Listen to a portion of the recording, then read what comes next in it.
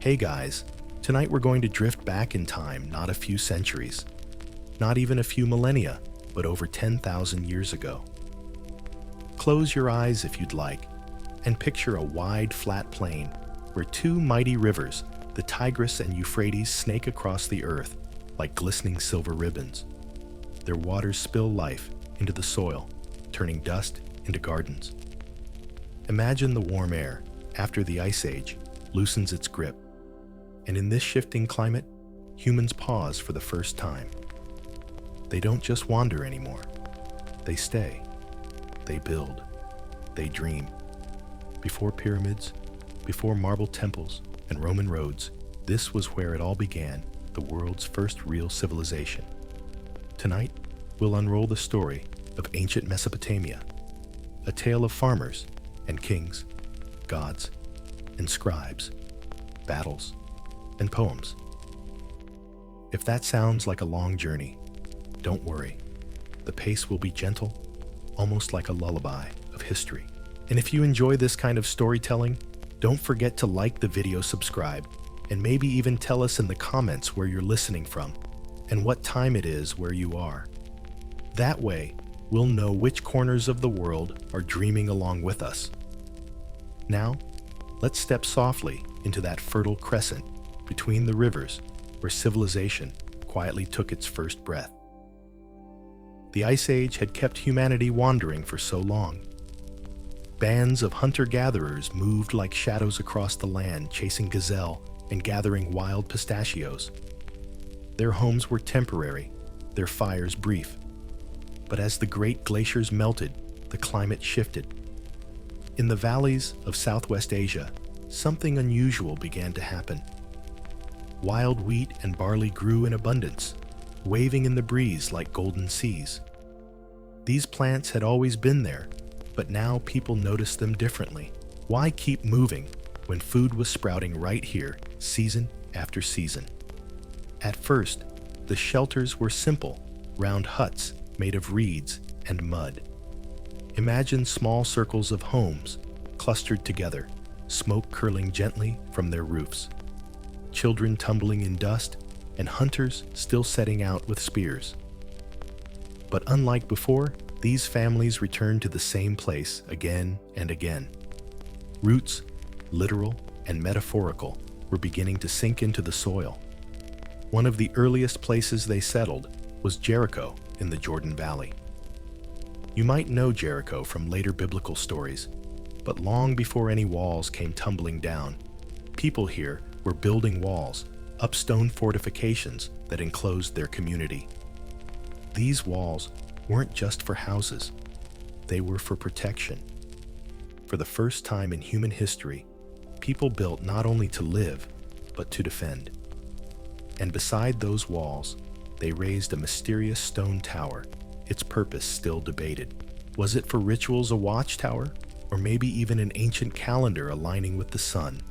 No one can say for certain, which makes it all the more enchanting to imagine.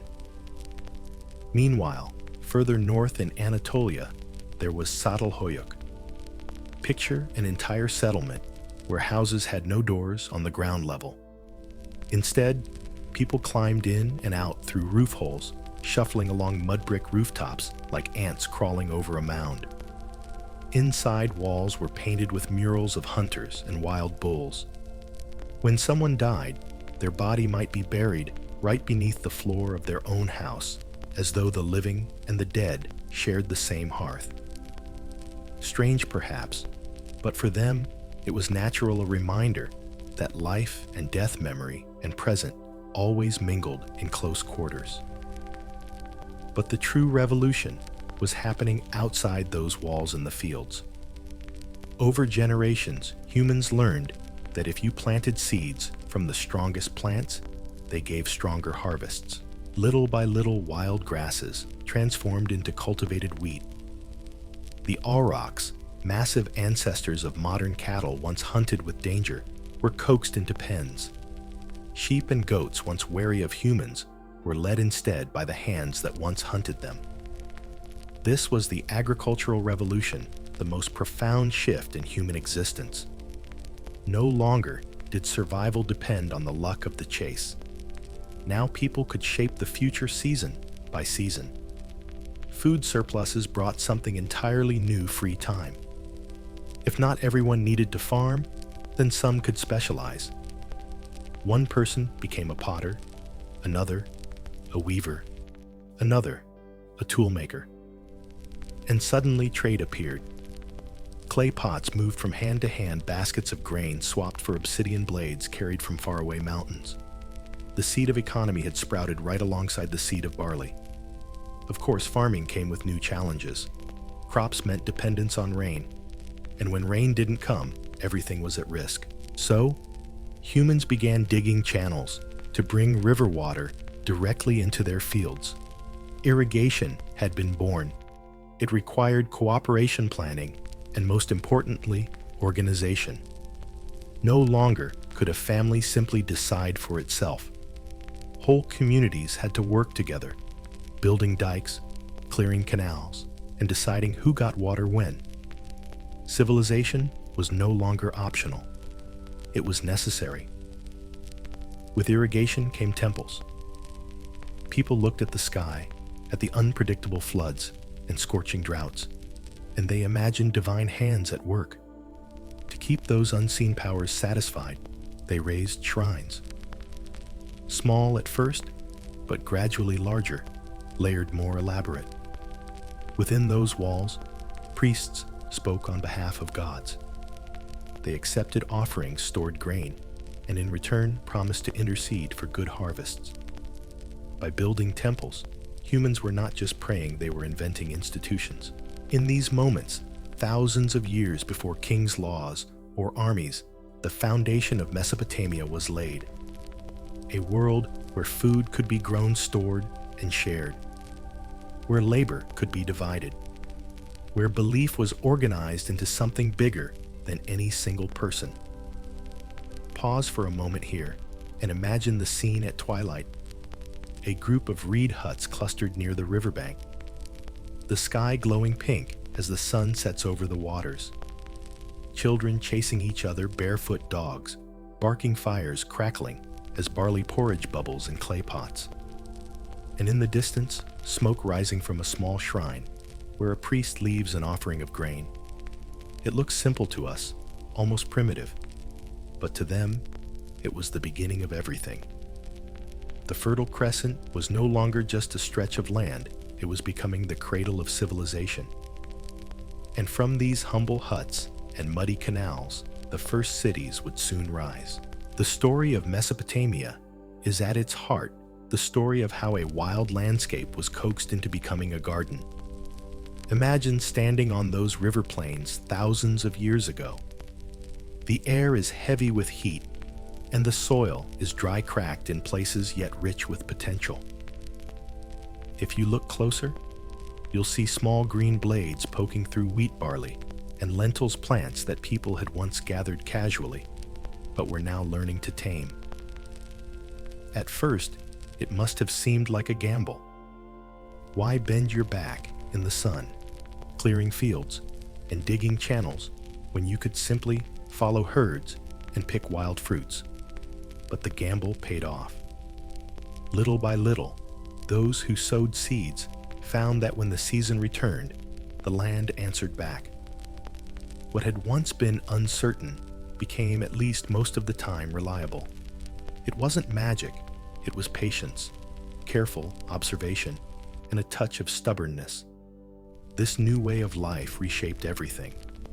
Houses no longer needed to be temporary. Walls could be thicker, built from sun-dried bricks. Roofs could be reinforced with timber and mud. The round reed huts of earlier settlements began to transform into sturdier rectangular homes clustered together in small villages.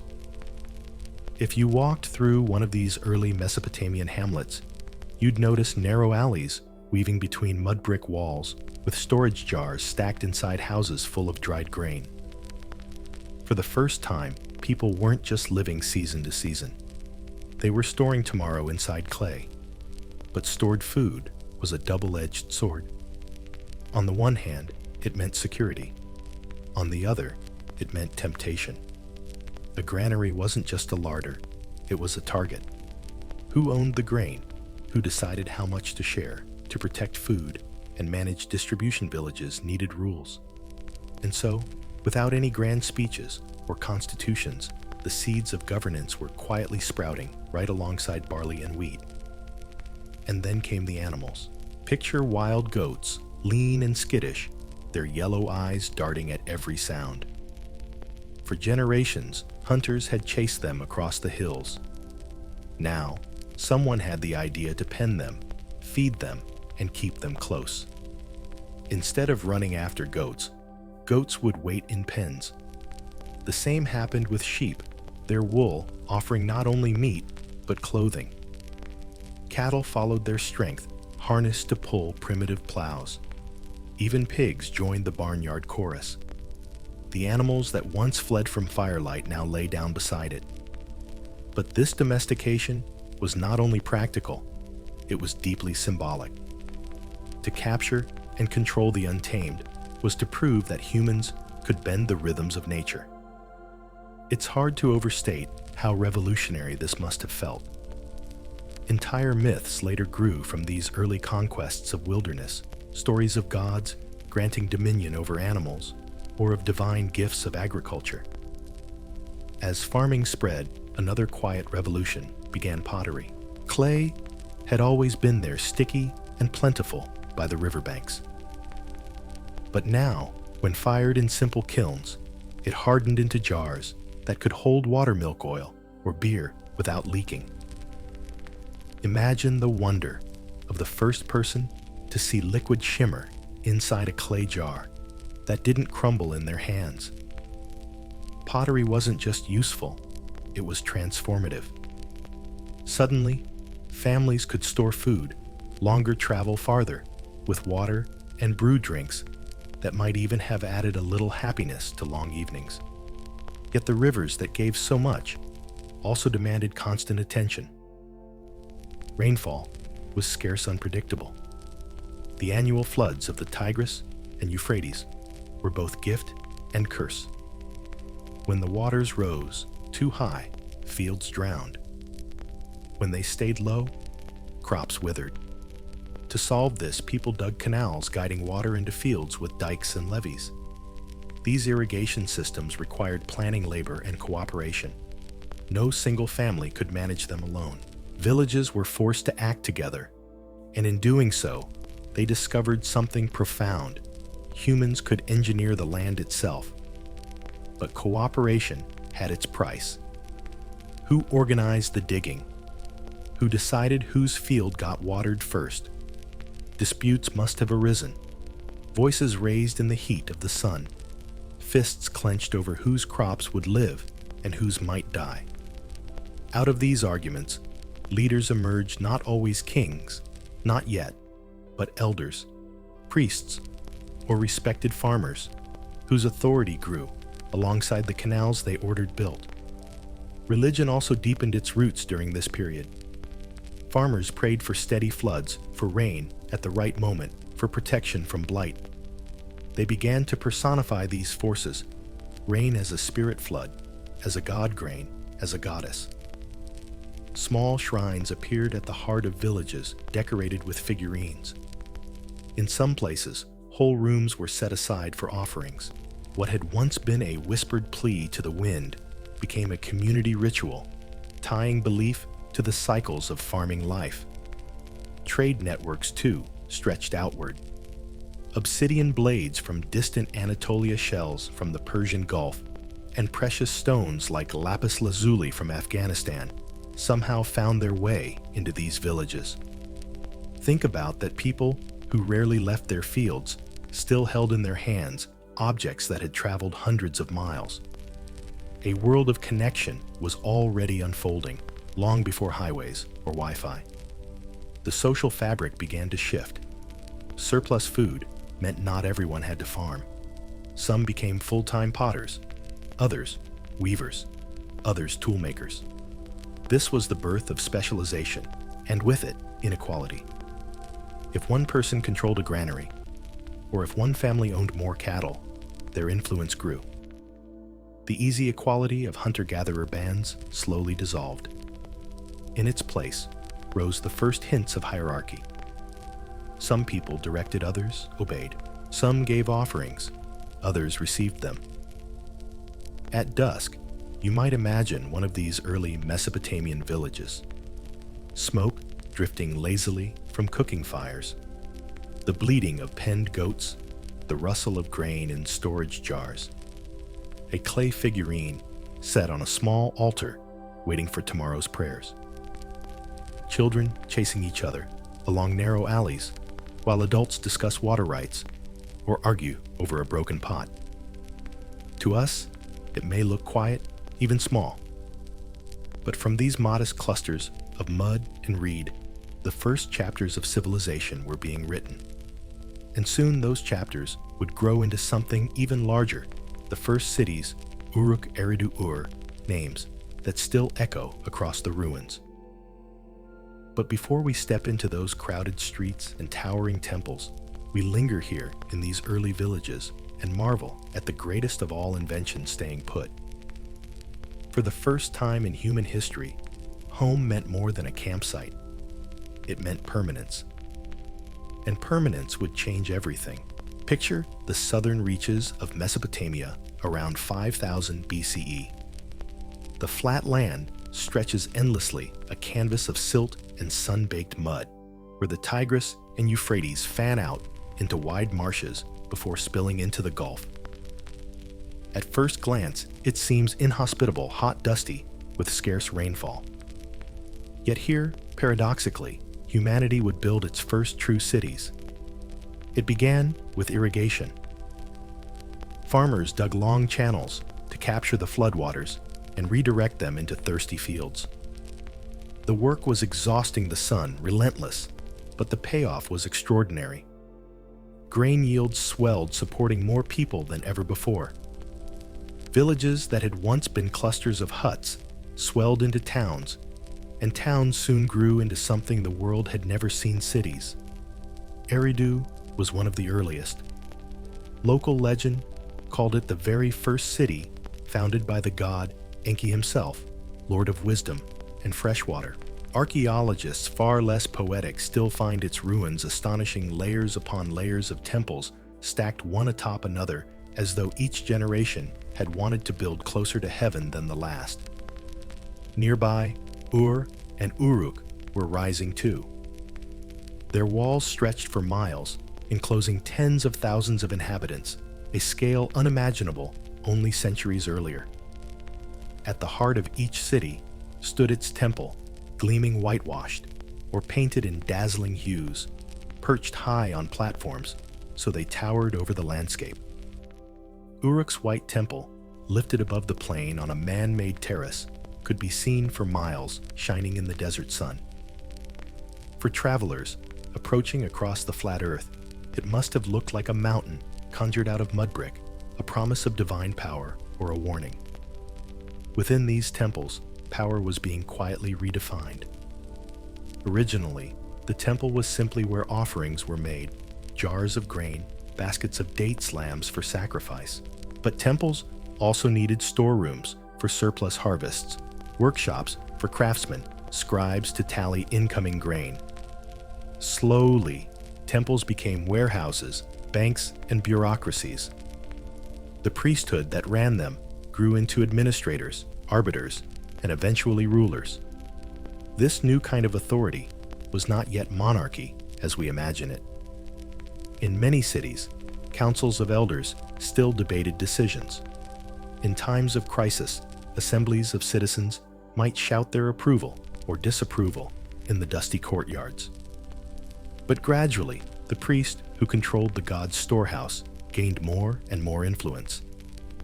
From those temples emerged the Ensi, the priest king, claiming power not through the strength of his arm, but through his closeness to the divine.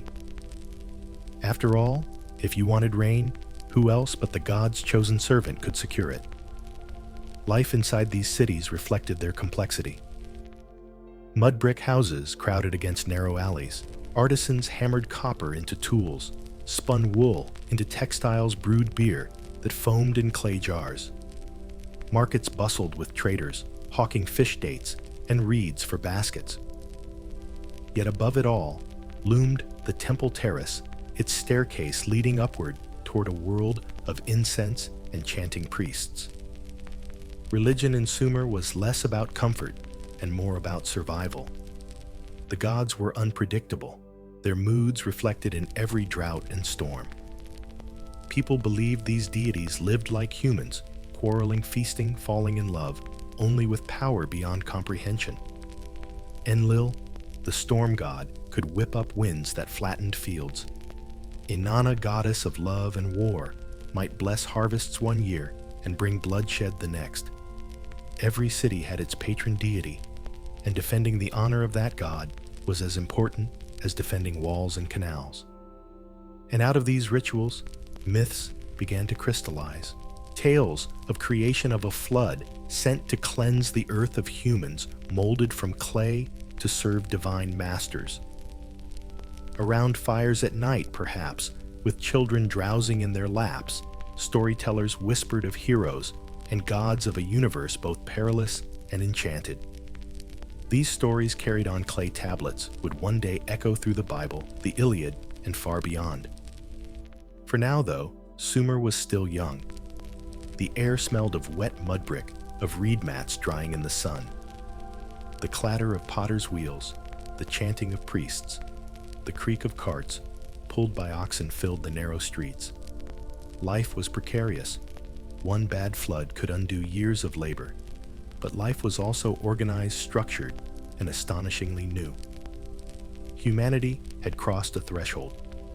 Where once there had been wandering bands, now there were cities with walls, shrines, markets, and leaders. The gods had been given temples, the priests had been given ledgers, and the people had been given a vision of permanence. This was Sumer, the dawn of civilization, glowing like a fragile ember between the rivers. An ember that would soon blaze into something grander than the world had ever known. In the rising cities of Sumer, the temple was more than a building. It was a heartbeat, a vault, a theater, and a bridge between earth and sky. Every street seemed to lean toward it, every alley funneling eyes upward to the stepped platforms and gleaming walls. If you lived there, the temple wasn't just part of the skyline. It was part of your life, as constant as sunrise and as demanding as floodwaters. The logic was simple, though wrapped in mystery. The gods controlled everything that mattered. Too much rain, not enough rain. A blight on the barley, the sudden death of a prized ox. Every shift in fortune was thought to come from above. To please the gods was not a matter of personal devotion. It was the community's survival strategy. So each city poured its energy into the house of its patron deity. In Uruk, Inanna's sanctuary shimmered with offerings. In Eridu, Enki's temple stood over pools that symbolized the sweet waters of wisdom. In Nippur, Enlil, lord of wind and storm, demanded the grandest rituals, for a city's fate was tied to his moods. The temple was the god's dwelling place on earth, but it was also the community's storehouse, archive, and stage. Inside, priests moved like careful actors in an endless performance. They lit incense, recited hymns, offered bread and beer each day. The gods, after all, needed to eat, or at least to be symbolically fed. Priests bathed statues, dressed them in fine robes, even carried them out in procession, as if the gods themselves were touring their cities. One can imagine the awe of farmers, fresh from the fields, watching the shining figure of a goddess sway down the dusty street, carried on poles by chanting acolytes. But temples did more than stage divine drama. They collected the city's surplus grain, which meant they controlled its wealth. Farmers delivered their harvest to the temple storehouses. Scribes tallied each sack on damp clay tablets, marking wedges that represented numbers. From these storerooms, priests redistributed food to laborers, builders, and craftsmen. The temple economy was as real as any bank today, though instead of digital accounts, Your credit balance was a stack of barley rations measured out with careful scoops. And as wealth pooled in the temple, so did power. Priests became administrators, accountants, managers of land and water. Their voices carried weight, not just in matters of faith, but in disputes over fields, debts, and marriages. Religion and governance intertwined until the distinction blurred. To question the temple was to question the god, and that was as dangerous as questioning the rivers themselves. The buildings themselves were marvels, though their materials were humble. Stone was rare. Mud brick was abundant. Layer by layer bricks were stacked into platforms that lifted temples above the floodplain. With each generation, a new layer was added atop the old, as if people were determined to climb closer to the sky. Over centuries, these platforms grew into massive terrace structures we now call ziggurats. Imagine standing in the shadow of one. Sunlight strikes the pale brick gleaming white or painted in vivid colors. Staircases ascend steeply to shrines at the top, where only priests may enter. From the ground, the ziggurat seems to touch the heavens. From its summit, the priest could look down on the entire city on fields stretching to the horizon. It was architecture, as theology heaven and earth joined by bricks and faith. Daily life revolved around these sacred centers. Festivals marked the agricultural calendar, planting harvest, the turning of seasons. Processions wound through streets, music echoing from lyres and drums. Beer foamed in clay cups, bread baked in communal ovens. Religion wasn't tucked away for Sundays, it was woven into every sunrise and sunset. When children played, they played under the watch of gods. When lovers courted, they did so in the shadows of temple walls. When rulers claimed authority, they did so by pointing to the towering ziggurat behind them. Myths reflected this intertwining. Stories told of gods carving out destinies, fighting monsters of chaos, deciding who should live and who should die. Humans in these tales were created for one purpose: to work for the gods, to maintain temples, to provide offerings. It was a worldview, at once humbling and strangely logical. After all, if irrigation canals kept failing without communal labor, why not imagine the gods themselves demanding the work? At night, when oil lamps flickered in narrow houses, the silhouette of the ziggurat loomed against the stars. Perhaps families whispered prayers before sleep, asking Inanna for fertility, Enlil for calm winds, Enki for wisdom. Perhaps they looked at the sky and wondered if the gods gazed back. The temple was not just bricks, it was reassurance that someone somewhere might be listening. But there was another side to this sacred order. As temples grew richer, inequalities deepened. Those who worked in the fields sweated and bent their backs. Those who served in the temple held the ledgers and the keys. A gap opened between laborers and priests, between those who gave offerings and those who received them. Civilization was stabilizing, but it was also stratifying. Out of temples rose not only faith, but hierarchy. And so the Sumerian cities came to be defined by their skyline crowded homes, at the base noisy markets, at the heart and above it all temples and ziggurats that reached for heaven. Civilization had given humans walls and laws, but it had also given them gods who were always watching. If the temple was the beating heart of the city, then writing was the nervous system that allowed it to remember, plan, and dream. Without it, the entire edifice of civilization might have crumbled like a mud brick left in the rain. And yet writing did not arrive with a flash of genius. It crept in quietly out of something as mundane as bookkeeping. Picture a priest in Uruk, around 3300 BCE, squinting in the dim light of a temple storeroom. Around him are piles of grain baskets of dates, jars of oil, and bleeding sheep awaiting sacrifice. The problem was not the gods, it was math. How many sheep had been delivered? How much barley should be distributed to laborers tomorrow? Memory could not stretch far enough to track the city's swelling surplus. So instead of relying on memory, the Sumerians pressed reeds into damp clay. At first, the system was simple tokens. Little clay counters shaped like cone spheres, or discs represented sheep measures of grain or jars of oil. They were stored in hollow clay balls, bully, that could be sealed and opened when disputes arose. But tokens had limits. They were clumsy, hard to standardize, and frankly, easy to lose. And so someone had the clever idea to press the token's shapes directly onto clay tablets. No more guessing. A mark could last for years, as long as the clay was baked hard in the sun. From there, things snowballed.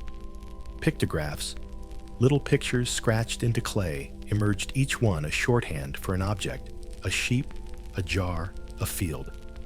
But soon symbols began to stand for sounds as well as things.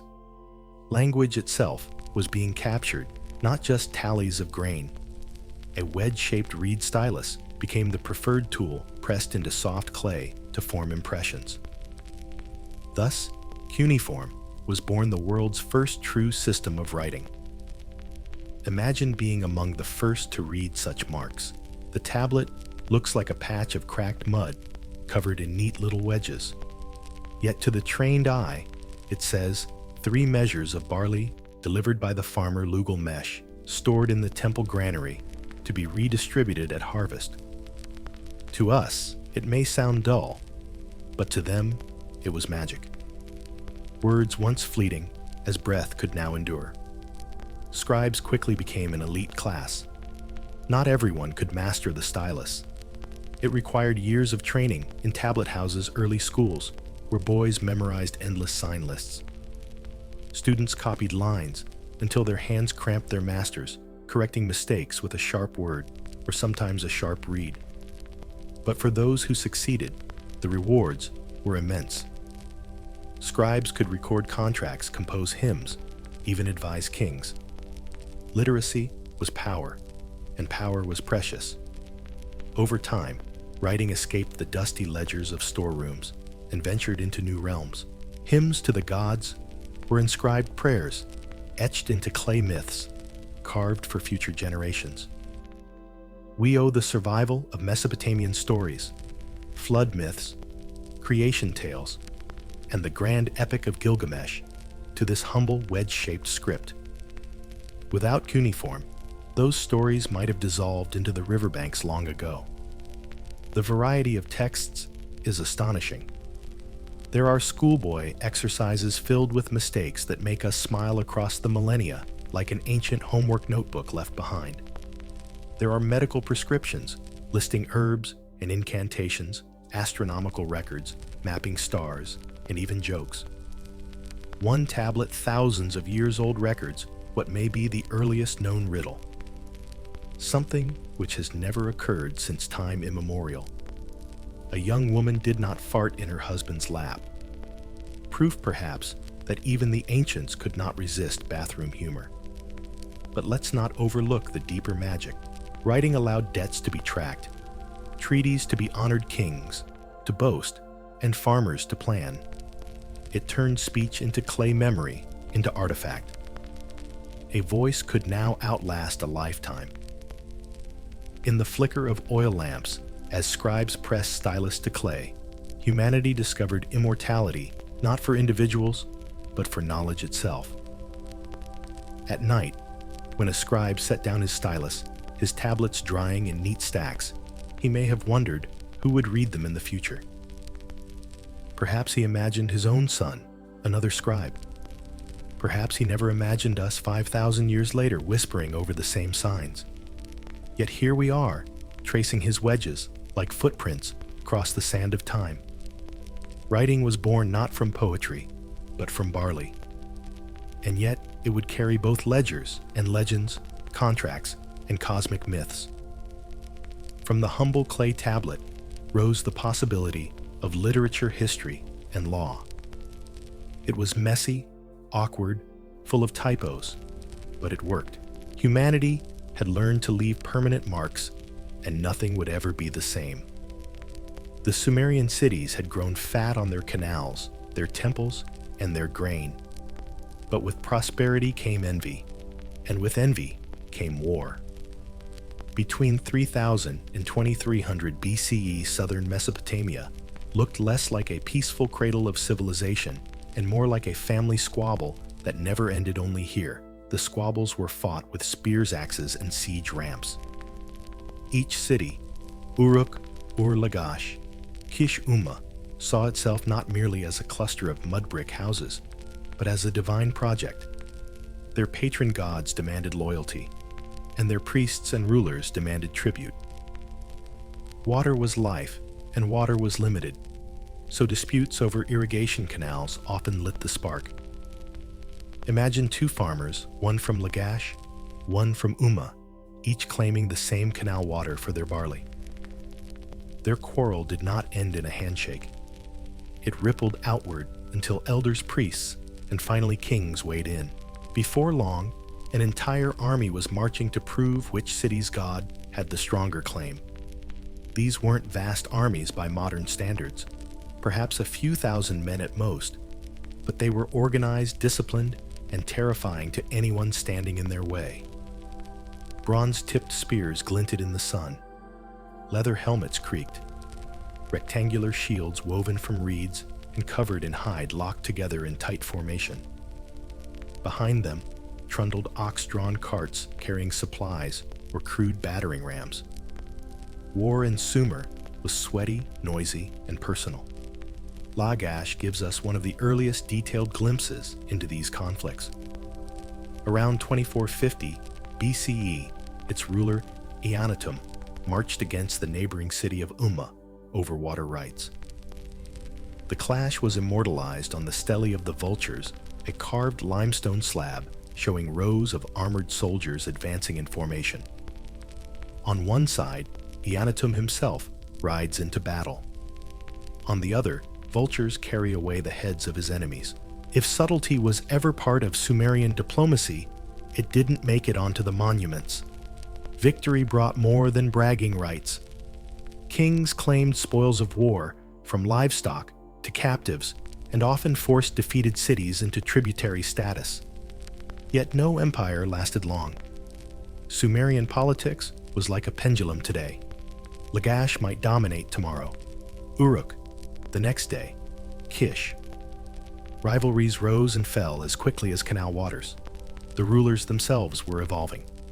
The early NC priest kings were caretakers of temples and intermediaries with the gods. But by the mid-3rd millennium, new titles appeared: Lugal, literally big man. These were rulers who leaned less on divine robes and more on military muscle. Still to command in Sumer, a king had to present himself as chosen by the gods. On tablets and steles, we see them kneeling before divine symbols, their victories credited not to strategy, but to the will of Enlil-Inanna, or Ningirsu. It was politics, cloaked in piety, a trick that rulers worldwide would copy for millennia. Archaeology shows the grandeur that warlords and kings aspired to. The royal tombs of Ur, dating to about 2600 BCE, astonished modern excavators with their riches. Golden lyres inlaid with lapis lazuli daggers with gleaming blades, delicate drinking cups, objects crafted not just for utility but to dazzle.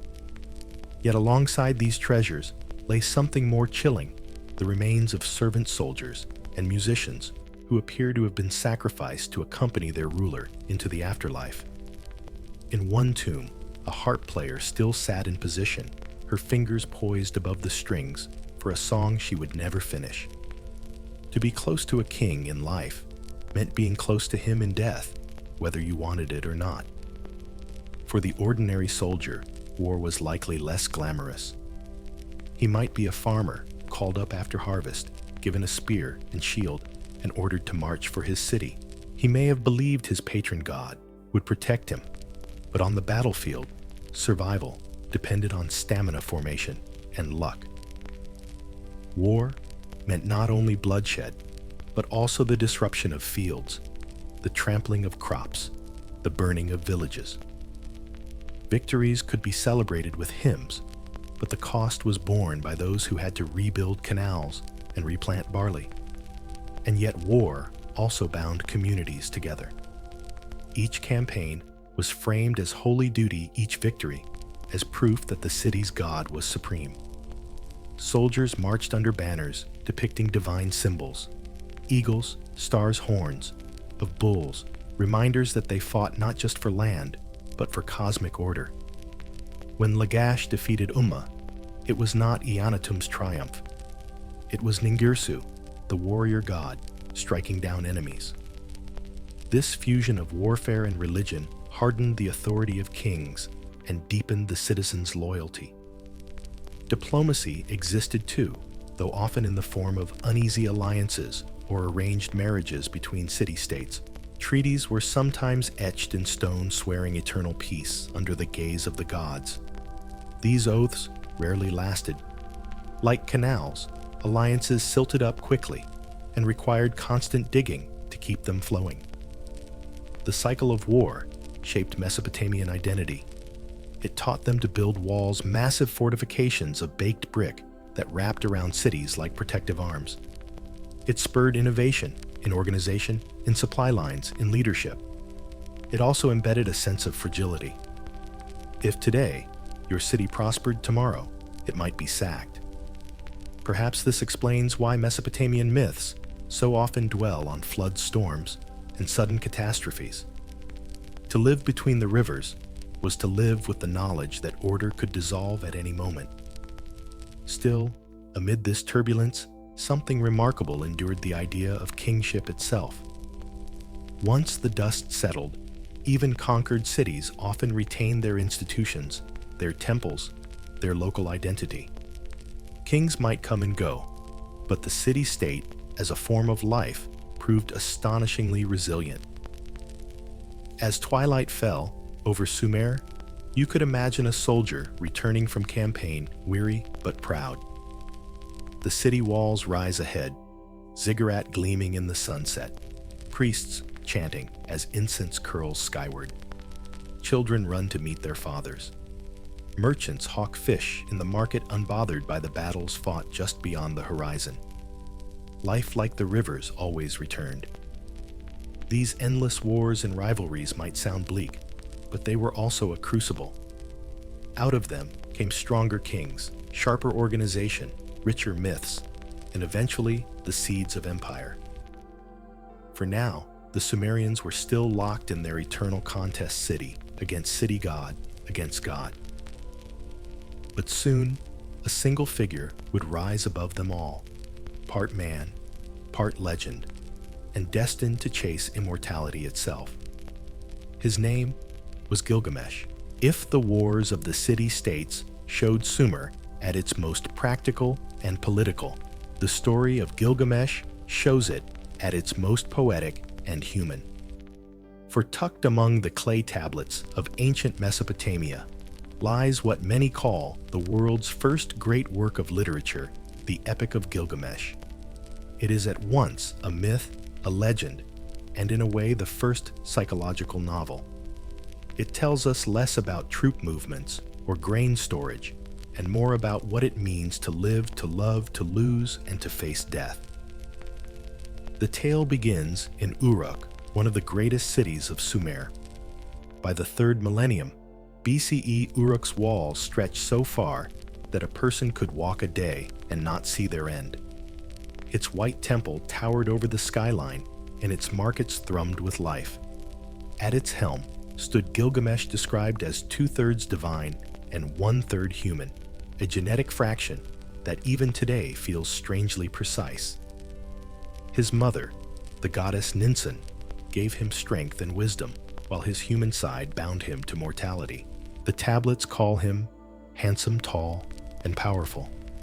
Too powerful, in fact. Gilgamesh was not the kind of king who softened his people's burdens. The stories say he lorded over Uruk with arrogance, working its young men to exhaustion and taking liberties with its young women. The citizens, weary of their ruler's heavy hand, cried out to the gods. Their solution was not rebellion, but balance. If Gilgamesh was too strong, perhaps another force equally strong, but opposite could humble him. Thus, the gods created Enkidu. He was wild at first, hairy, and roaming with gazelles drinking at waterholes like the beasts. Hunters feared him because he freed animals from their traps. To tame him, the people sent a woman, Shamat, a temple prostitute. She met Enkidu at the watering hole, offering not weapons, but intimacy. For 6 days and 7 nights, they lay together, and when it was done, Enkidu's connection to the wild was severed. The animals fled from him.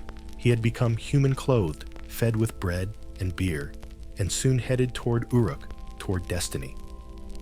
When Enkidu met Gilgamesh, the encounter was explosive. They wrestled in the streets, their strength shaking the very walls. The fight ended not in death, but in laughter, 2 titans realizing they were matched. From that moment on, they became inseparable friends.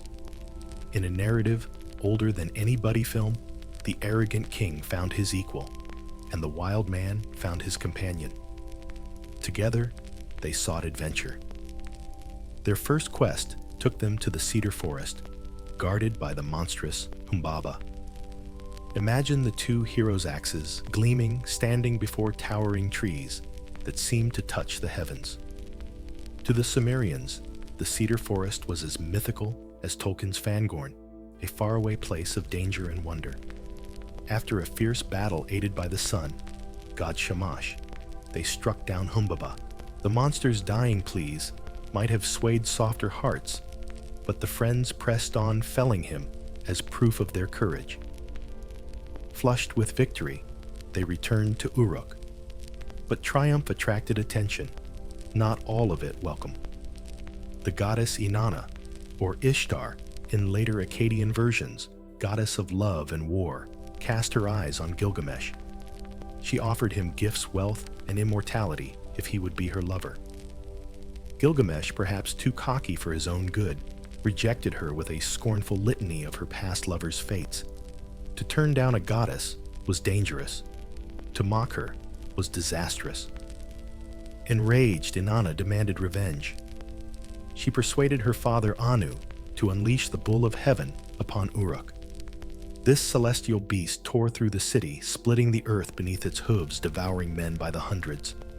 But once again, Gilgamesh and Enkidu stood together.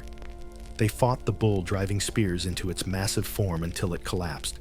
In a gesture, half comedic, half sacrilegious, Enkidu ripped off the bull's thigh and hurled it at the goddess. The gods had given them challenges, but the heroes treated them almost like sport. The gods, however, had the last word. Such arrogance could not go unanswered. A council of deities decreed that one of the pair must die. And so, Enkidu fell ill. His sickness dragged on, fever consuming him, dreams haunting him. On his deathbed, he cursed Shamhat, the woman who had drawn him from the wild, before retracting his words in remorse. Finally, after days of suffering, Enkidu died. The wild man, who had become human, now faced the ultimate truth of humanity. For Gilgamesh, the grief was unbearable. He wept, he raged, he wandered the streets in despair. Shall I not die like Enkidu, he asked himself. The arrogance that once defined him was shattered by the realization of mortality. And thus began the second half of the epic, not about victory, but about fear of death and the desperate search for eternal life. Gilgamesh abandoned his throne, dressed in skins, and roamed the wilderness. He sought out Utnapishtim, the man who had survived the Great Flood and been granted immortality by the gods. Along the way, Gilgamesh faced lions, crossed deadly mountains, and journeyed through darkness so thick it seemed endless. At the edge of the world, he met Siduri, a tavern keeper goddess who urged him to abandon his quest. Her advice feels startlingly modern. Fill your belly. Day and night be merry. Dance and be joyful. These things alone are the concern of men. But Gilgamesh consumed by fear of death, pressed on. When he finally reached Utnapishtim, he demanded the secret of eternal life. The immortal man told him the story of the flood, how the gods, tired of noisy humans, had tried to wipe them out with water. Warned by Ea, Utnapishtim built a great boat, saved his family and animals, and rode out the storm. Sound familiar? Yes. This flood tale prefigures the biblical story of Noah, though written 1,000 years earlier on clay tablets. Utnapishtim told Gilgamesh bluntly, immortality was not his to have.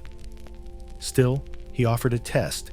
If Gilgamesh could stay awake for 6 days and 7 nights, he might prove worthy. The mighty king, exhausted from his travels, immediately fell asleep. When he awoke, Utnapishtim's wife baked loaves of bread, one for each day he had slept to prove his failure.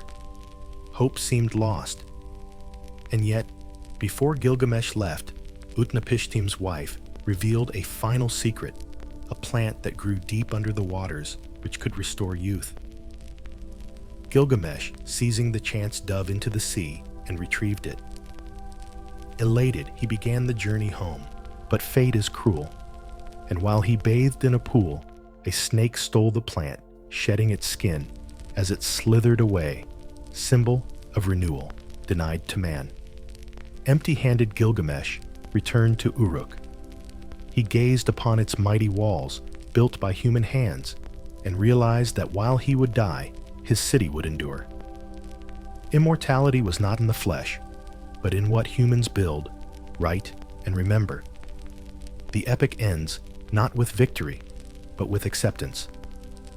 Gilgamesh, once the arrogant king, became wise through grief. His story, etched in cuneiform on clay, became a mirror for generations to come. In its lines, we see the universal human struggle, the fear of death, the hope for meaning, the comfort of friendship, and the bittersweet knowledge that nothing lasts forever, except perhaps the stories we leave behind. So as night deepens and the rivers of Mesopotamia whisper through the reeds, remember Gilgamesh. Half god, half man, entirely human in his sorrow and his search. The first hero of literature, and in a way, the first dreamer of eternity. By the mid-3rd millennium, BCE, the Sumerian city-states had spent centuries quarreling like jealous siblings. Each city claimed divine favor. Each king boasted of canals, dug fields planted, and enemies defeated. But none could hold dominance for long. Then around 2334 BCE, a man stepped out of obscurity and did what no Sumerian king before him had achieved. He united them all. His name was Sargon, remembered as Sargon, the great founder of the Akkadian Empire, arguably the world's first true empire. The legends surrounding Sargon's rise are as dramatic as any myth. Later tales insist he was born the son of a humble gardener, his mother perhaps a priestess who could not keep him. Like the biblical Moses, the infant was placed in a basket of reeds and set adrift upon a river, only to be discovered and raised by chance. From these humble origins, the boy would become cupbearer to the king of Kish, a trusted servant close enough to pour wine into royal goblets. It was not the most glamorous of positions, but it placed Sargon within reach of power. At some point, through ambition, luck or both, Sargon seized it. Accounts differ. Some say he rebelled against his master, others that he outmaneuvered rival kings in a power vacuum. What matters is that he emerged triumphant, wielding both cunning and charisma. He marched southward, conquering the proud cities of Sumer, one by one. Uruk, Lagash, all bent the knee. By the time the dust settled, Sargon ruled the fertile plain from the Persian Gulf to the Mediterranean Sea. This was something entirely new. Before Sargon, Mesopotamia was a quilt of competing city-states. After Sargon, it was stitched into a single garment, an empire. His capital, Akkad, has never been found by modern archaeologists, but its fame was such that the land itself came to be known by its name. From there, Sargon oversaw a realm vast enough to stagger the imagination of his contemporaries. He claimed dominion from the Lower Sea to the Upper Sea, from the Persian Gulf to the Mediterranean. Whether or not every inch truly bowed to him, the boast itself reveals the scale of his ambition. Sargon understood that conquest required more than swords. He installed loyal governors, appointed Akkadian officials over Sumerian cities, and kept a standing army on retainer, perhaps the first of its kind. With thousands of soldiers paid directly by the state, he could project power, quickly quash rebellion, and launch new campaigns. It was an innovation as transformative as the chariot or the plow. Administration went hand in hand with propaganda. Sargon and his successors issued inscriptions boasting of victories, claiming the gods themselves had chosen Akkad. He styled himself king of the four quarters of the world, a title as sweeping as the empire he sought to embody. His grandson, Naram-Sin, would later go further, declaring himself a living god, his head adorned with the horned crown, normally reserved for deities. Such audacity scandalized later scribes, but it reveals the intoxicating scale of imperial ambition. Under Akkadian rule, the Sumerian and Akkadian languages mingled. Sumerian remained the language of scholarship and temple ritual, while Akkadian, the Semitic tongue Sargon, spoke became the language of administration and daily life. This bilingualism enriched the culture, producing a cross-pollination of myths, hymns, and innovations. The Epic of Gilgamesh itself was copied into Akkadian, ensuring its survival long after Sumer's political eclipse. The empire also standardized weights and measures, easing trade across vast distances. Merchants could carry silver lapis or grain with the confidence that an Akkadian seal would be recognized from Syria to Elam. Roads linked cities, garrisons secured borders, and caravans plodded safely under imperial oversight. For a brief shining century, Mesopotamia was more interconnected than ever before. Yet empire is a fragile thing, always balancing on the knife edge of prosperity and strain. Sargon faced rebellion after rebellion by his own admission. He fought uprisings in every corner of his realm. He crushed them ruthlessly, but resentment simmered. The sheer scale of the empire demanded constant campaigns, stretching resources thin. When drought and famine struck late in the third millennium, the empire's stability wavered. Naram-Sin, Sargon's grandson, briefly restored glory. His victories were immortalized in the victory stele of Naram-Sin, which shows him towering above his enemies, crowned with divine horns, climbing a mountain as though he himself were ascending toward heaven.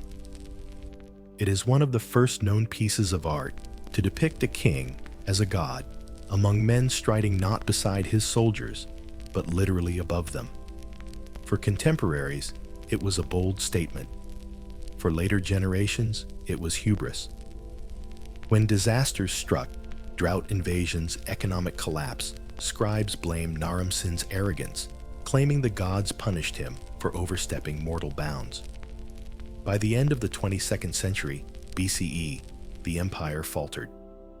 Invaders known as the Gutians swept in from the Zagros Mountains, toppling Akkad's fragile unity.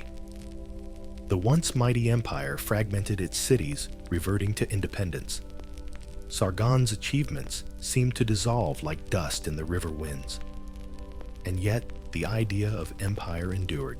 Even after the Akkadian dynasty fell later, rulers from Babylon to Assyria looked back to Sargon as the prototype of greatness. His name was whispered in royal inscriptions for centuries, a reminder that one man had once bound the patchwork of Mesopotamia into a single tapestry.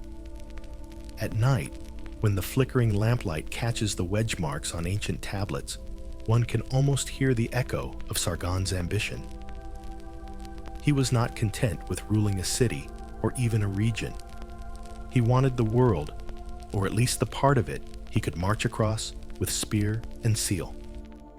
For the first time in history, the dream of empire had taken flesh between the rivers. And though it would crumble, its shadow would stretch far beyond its own time. Empires, for all their grandeur, have the lifespan of humans. They are born, they flourish, and they die. After Sargon and his heirs had bound Mesopotamia into the First Empire, the threads began to fray. By the late 22nd century, BCE droughts plagued the land. Harvests shrank, canals silted up, and famine stalked the plains. Armies that once marched proudly under Akkadian banners grew weary and brittle. And into this weakness came a shadowy force from the mountains, the Gutians. The Gutians were tribes from the Zagros range, to the east, rugged highlanders who descended on the fertile plains like a sudden storm. To the scribes of Mesopotamia, they were uncouth barbarians, men who knew not agriculture, who did not know how to revere the gods. Later records paint them as little more than chaos incarnate raiders who shattered cities and let fields run wild. But here, history must be read carefully. Much of what we know of the Gutians comes from their enemies, and enemies rarely write flattering biographies. What seems certain is that the Gutians overthrew the Akkadian dynasty, toppling its fragile unity. Akkad, the city that had once proclaimed itself center of the world, fell silent. The scribes of Sumer lamented this as a dark age, a time when order dissolved, kingship faltered, and famine deepened. In hymns and laments, they imagined the gods themselves had abandoned their temples, leaving ziggurats, deserted their stairways, overrun with dust. And yet, even in this twilight, human resilience flickered. The Gutians did not erase civilization. Cities continued to function. Farmers still dug canals, and temples still received offerings. Perhaps the Gutians simply lacked the machinery to govern such a vast land, ruling loosely, while local traditions persisted. Their presence may have been disruptive, but it was not the end of Sumer. After about a century of Gutian dominance, the pendulum swung back. A Sumerian city named Lagash rose to prominence under a ruler called Gudea. Unlike Sargon's thunderous boasts of conquest, Gudea left inscriptions that strike a different tone: pious, careful, almost humble. He portrayed himself as a servant of the gods chosen to restore their temples. Statues of Gudea show him with clasped hands, calm and contemplative, dressed in a simple robe, his eyes wide with devotion. He is remembered less as a conqueror and more as a builder responsible for magnificent temples, including one to Ningirsu, the warrior god of Lagash. Gudea's reign symbolized a Sumerian renaissance, a return to stability, piety, and prosperity after the chaos of the Gutian years. His inscriptions describe dream visions in which the gods instructed him on precise dimensions of temples, right down to the number of bricks. If Sargon had claimed to be king of the world, Gudea preferred to be architect of heaven's houses on earth. But the true revival came under the so-called Third Dynasty of Ur, often abbreviated Ur III, beginning around 2112 BCE. Ur-Nammu, its founder, pushed the Gutians out and reasserted Sumerian dominance. With Ur as the new capital, Mesopotamia experienced a renaissance that scholars sometimes call a Sumerian revival. Temples were restored, canals repaired, and scribes busily inscribed hymns, laws, and records. The state grew more bureaucratic than ever before, with tablets recording everything from sheep rations to workers' schedules. Ur-Nammu is remembered above all for something extraordinary: the earliest surviving law code in history. Long before Hammurabi's more famous stele, Ur-Nammu's code laid out principles of justice. The punishments were often fines, rather than brutal mutilations, suggesting a system more restorative than purely punitive. In its opening lines, the king declared he had been chosen by the gods to bring order to prevent the strong from oppressing the weak. Even 3,000 years later, the impulse feels familiar laws as a shield for society's vulnerable. Ur-Nammu's son, Shulgi, carried the dynasty to even greater heights. He reigned for nearly half a century, boasting of running from Nippur to Ur in a single day, a sort of royal marathon that may have been more propaganda than athletic feat. He expanded the empire's borders, strengthened its bureaucracy, and presided over a golden age of Sumerian literature. Hymns to the gods poems celebrating Shulgi himself, and laments that captured the fragility of life, all were written, copied, and preserved. In some hymns, Shulgi even describes himself as divinely inspired, blurring the line between man and God, as his Akkadian predecessors had done. The architecture of Ur III also left lasting marks. Ziggurats were built on a monumental scale, their massive terraces rising in steps toward the sky. The great ziggurat of Ur, reconstructed by Ur-Nammu, still stands in part today, a mountain of brick in the desert, its silhouette striking even in ruin. To climb its stairs was to ascend toward the heavens, to stand in the meeting place of earth and sky. For a century, the Ur III dynasty maintained this fragile order.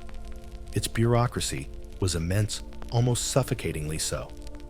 Clay tablets from this era record dizzying details, lists of temple singers, tallies of donkey fodder, even the number of bricks hauled for a canal. This was civilization at its most organized and perhaps also its most brittle. For when pressure came from Amorite tribes pressing in from Elamite armies attacking from the east, the bureaucracy proved easier to topple than its temples. By around 2004 BCE, the city of Ur fell, its dynasty extinguished. The scribes mourned. They composed laments for Ur, poems of haunting beauty that described the city's ziggurat deserted its gods, fleeing like birds from a ruined nest, its people scattered. These laments are among the oldest examples of communal grief recorded in human history. They echo with the sense that civilizations, no matter how glorious, can vanish like dew at sunrise. And yet out of that grief, new powers rose. The Amorites, a Semitic people once seen as outsiders, began founding dynasties in Babylon and beyond. The torch of Mesopotamian greatness was passed once again. The Gutian interlude had been a shadow the Ur III dynasty, a brilliant flare, but both were stepping stones in the long march of Mesopotamian history. From chaos to order, from ruin to renaissance, the rhythm of rise and fall was already etched into the land between the rivers. When Ur collapsed and the laments of its scribes echoed across Sumer, the political landscape of Mesopotamia fractured once again. Into this fractured world came new players, tribes and city-states, vying for dominance like pieces on a board constantly rearranged. Among them were the Amorites, a Semitic people who had filtered into Mesopotamia for centuries. They founded dynasties across the region, but none would be more famous than the Amorite kings of Babylon. Babylon was not yet the grand metropolis it would later become. In the early 2nd millennium BCE, it was a modest city-state, overshadowed by older, more illustrious neighbors. Yet from its modest foundations would rise a king who left one of the most enduring legacies in human history, Hammurabi. Hammurabi ascended the throne around 1792 BCE, a time when Mesopotamia was a checkerboard of competing powers, Larsa Mari, Eshnuna Assur. He was not the obvious candidate for greatness. Early in his reign, he ruled cautiously, consolidating Babylon's base-strengthening canals and fortifying defenses. His approach was not raw conquest at first, but diplomacy. He struck alliances, played rivals against each other, and waited patiently for the right moments to act. But once those moments arrived, Hammurabi proved himself both shrewd and ruthless. One by one, he brought down his rivals. Larsa fell. Mari was subdued. Eshnuna absorbed. His armies, disciplined and well-led, spread Babylon's influence across Mesopotamia.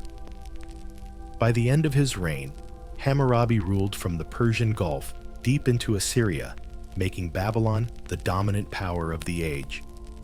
Yet Hammurabi's true fame does not rest on conquest alone. It rests on something carved in stone, his code of laws. The Code of Hammurabi is one of history's most iconic artifacts, a 7-foot stele of black basalt, its top carved with an image of the king standing before Shamash the sun god and divine judge. Hammurabi raises his hand in reverence as the god bestows the symbols of authority, a rod and ring. The message is clear. These laws are not merely the king's whim. They are sanctioned by heaven itself. Beneath this image runs a column of text, 282 laws, written in Akkadian cuneiform, covering nearly every aspect of life: agriculture, trade, marriage, inheritance, crime, wages. Some laws feel strikingly pragmatic. If a builder constructed a house that collapsed and killed its owner, the builder himself would be put to death. If a man rented an ox and it died of neglect, he had to compensate the owner. Others reflect the harsh inequalities of the time punishments differed, depending on whether the victim was noble commoner or slave. The code is famous for the principle of retribution: an eye for an eye, a tooth for a tooth. Yet this was not meant as license for vengeance, but as an attempt to standardize justice to prevent blood feuds spiraling into chaos. It sought balance, proportion, and above all, predictability. For a world of canals and contracts, predictability was gold. Still, reading the code today can be jarring. If a man struck his father, his hand was cut off. If a noble put out another noble's eye, his own eye was put out. But if the victim was a commoner, the punishment was only a fine. Justice in Hammurabi's Babylon was real, but not equal. The stele enshrined hierarchy as much as fairness. What makes Hammurabi's code extraordinary is less its novelty. Earlier codes existed like Ur-Namuz, and more its scope and permanence. Carved into stone, it was meant to endure. Hammurabi presented himself not just as a conqueror, but as a shepherd, a king who brought peace so that the strong might not oppress the weak.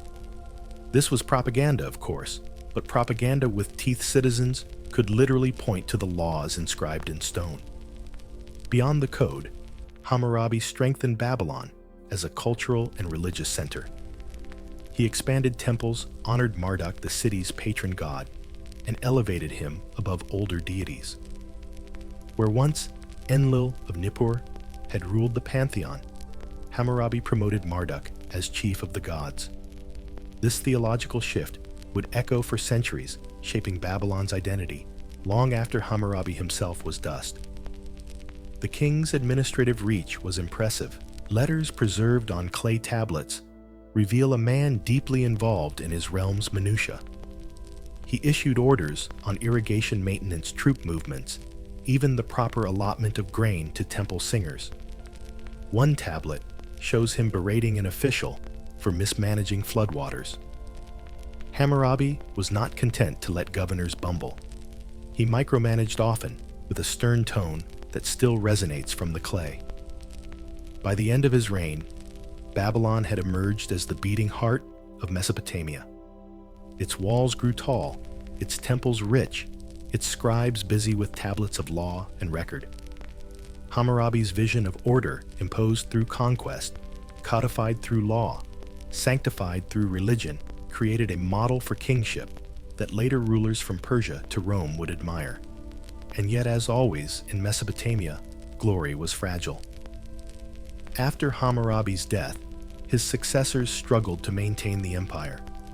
Rivals nibbled at its edges, and within a century, Babylon's supremacy waned. But the memory of Hammurabi's rule endured. His code was copied, studied, and even referenced in later ages.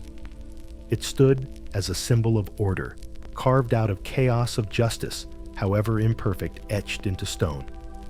At dusk in Hammurabi's Babylon, the streets must have been alive with traders, hawking goods, children, darting between mud brick houses, priests chanting in Marduk's temple. And in the central square, towering above them, the black basalt stele of laws would have gleamed in the fading light, a reminder that in this land, between the rivers, kings could carve their will into eternity. Hammurabi's Babylon had glowed bright, but like many fires in Mesopotamia, it flickered out too soon. After his death, around 1750 BCE, his successors struggled to keep the empire intact. Rivals pressed and old allies turned hostile, and Babylon found itself weakened. In the mid-16th century BCE, a shock came from the north. The Hittites, a rising power from Anatolia, stormed into Mesopotamia. Their chariots rattled across the plains, their warriors smashed Babylon's defenses, and in a lightning raid, they sacked the city. They did not stay. They plundered, then withdrew. But Babylon lay open vulnerable. Into this void stepped a people who would rule Babylon for centuries, the Kassites. Their origins were mysterious, from the Zagros Mountains to the east. At first glance, they seemed unlikely rulers, mountain folk taking over the grand city of Marduk. Yet what they lacked in glamour, they made up for in longevity. Where others burned bright and collapsed, the Kassites endured. For nearly 400 years, they ruled Babylon longer than any other dynasty in its history. The Kassite kings did not roar onto the stage with grand conquests. Instead, they settled and absorbed Babylonian culture and presented themselves as guardians rather than usurpers.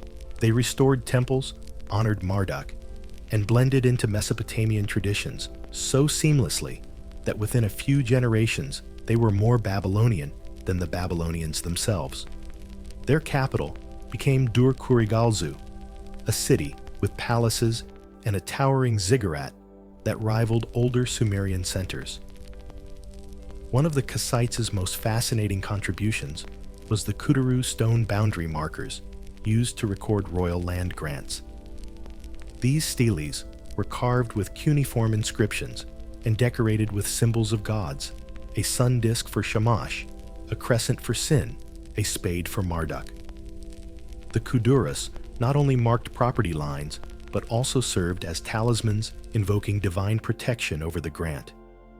They were Mesopotamian real estate deeds with a celestial stamp of approval. Under Kassite rule, Babylon did not dominate militarily, but it thrived diplomatically. By the 14th century BCE, the Near East was a club of great powers: Egypt under the pharaohs, the Hittite Empire in Anatolia, Mitanni in northern Mesopotamia, and Assyria rising in the north. Babylon, under the Kassites, was one of these players, not always the strongest, but respected. Letters from this period, preserved in the famous Amarna archives in Egypt, reveal a world of royal correspondence. Pharaohs wrote to Babylonian kings, calling them brother. Diplomatic marriages linked dynasties. Egyptian princesses sent to Babylon, Babylonian gifts of horses and lapis lazuli sent to Thebes. It was an international system, fragile yet sophisticated, and Babylon was at its heart. Trade flourished. Caravans carried tin necessary for making bronze across vast distances. Grain, wool, and textiles moved through bustling markets. Babylonian scribes copied medical texts, astronomical observations, and omen collections, ensuring that scholarship continued even in relatively peaceful times. If Hammurabi's age was remembered for law, the Kassite centuries were remembered for continuity, for keeping the light burning through an era when kingdoms rose and fell all around. Of course, peace was never absolute. Assyria was growing stronger in the north, testing Babylon's strength. Elam to the east eyed Mesopotamia hungrily. Yet the Kassites proved resilient. They forged alliances when they could, fought when they must, and above all, maintained legitimacy through religion. They championed Marduk, Babylon's patron god, who by this time had ascended to chief of the Mesopotamian pantheon. Festivals like the New Year's Akitu became grand occasions, reaffirming both divine favor and royal power. It is telling that Babylon under the Kassites is remembered less for spectacular victories and more for stability. Perhaps that is why their dynasty endured, while others burned out. They were not conquerors, like Sargon, or empire builders, like Hammurabi.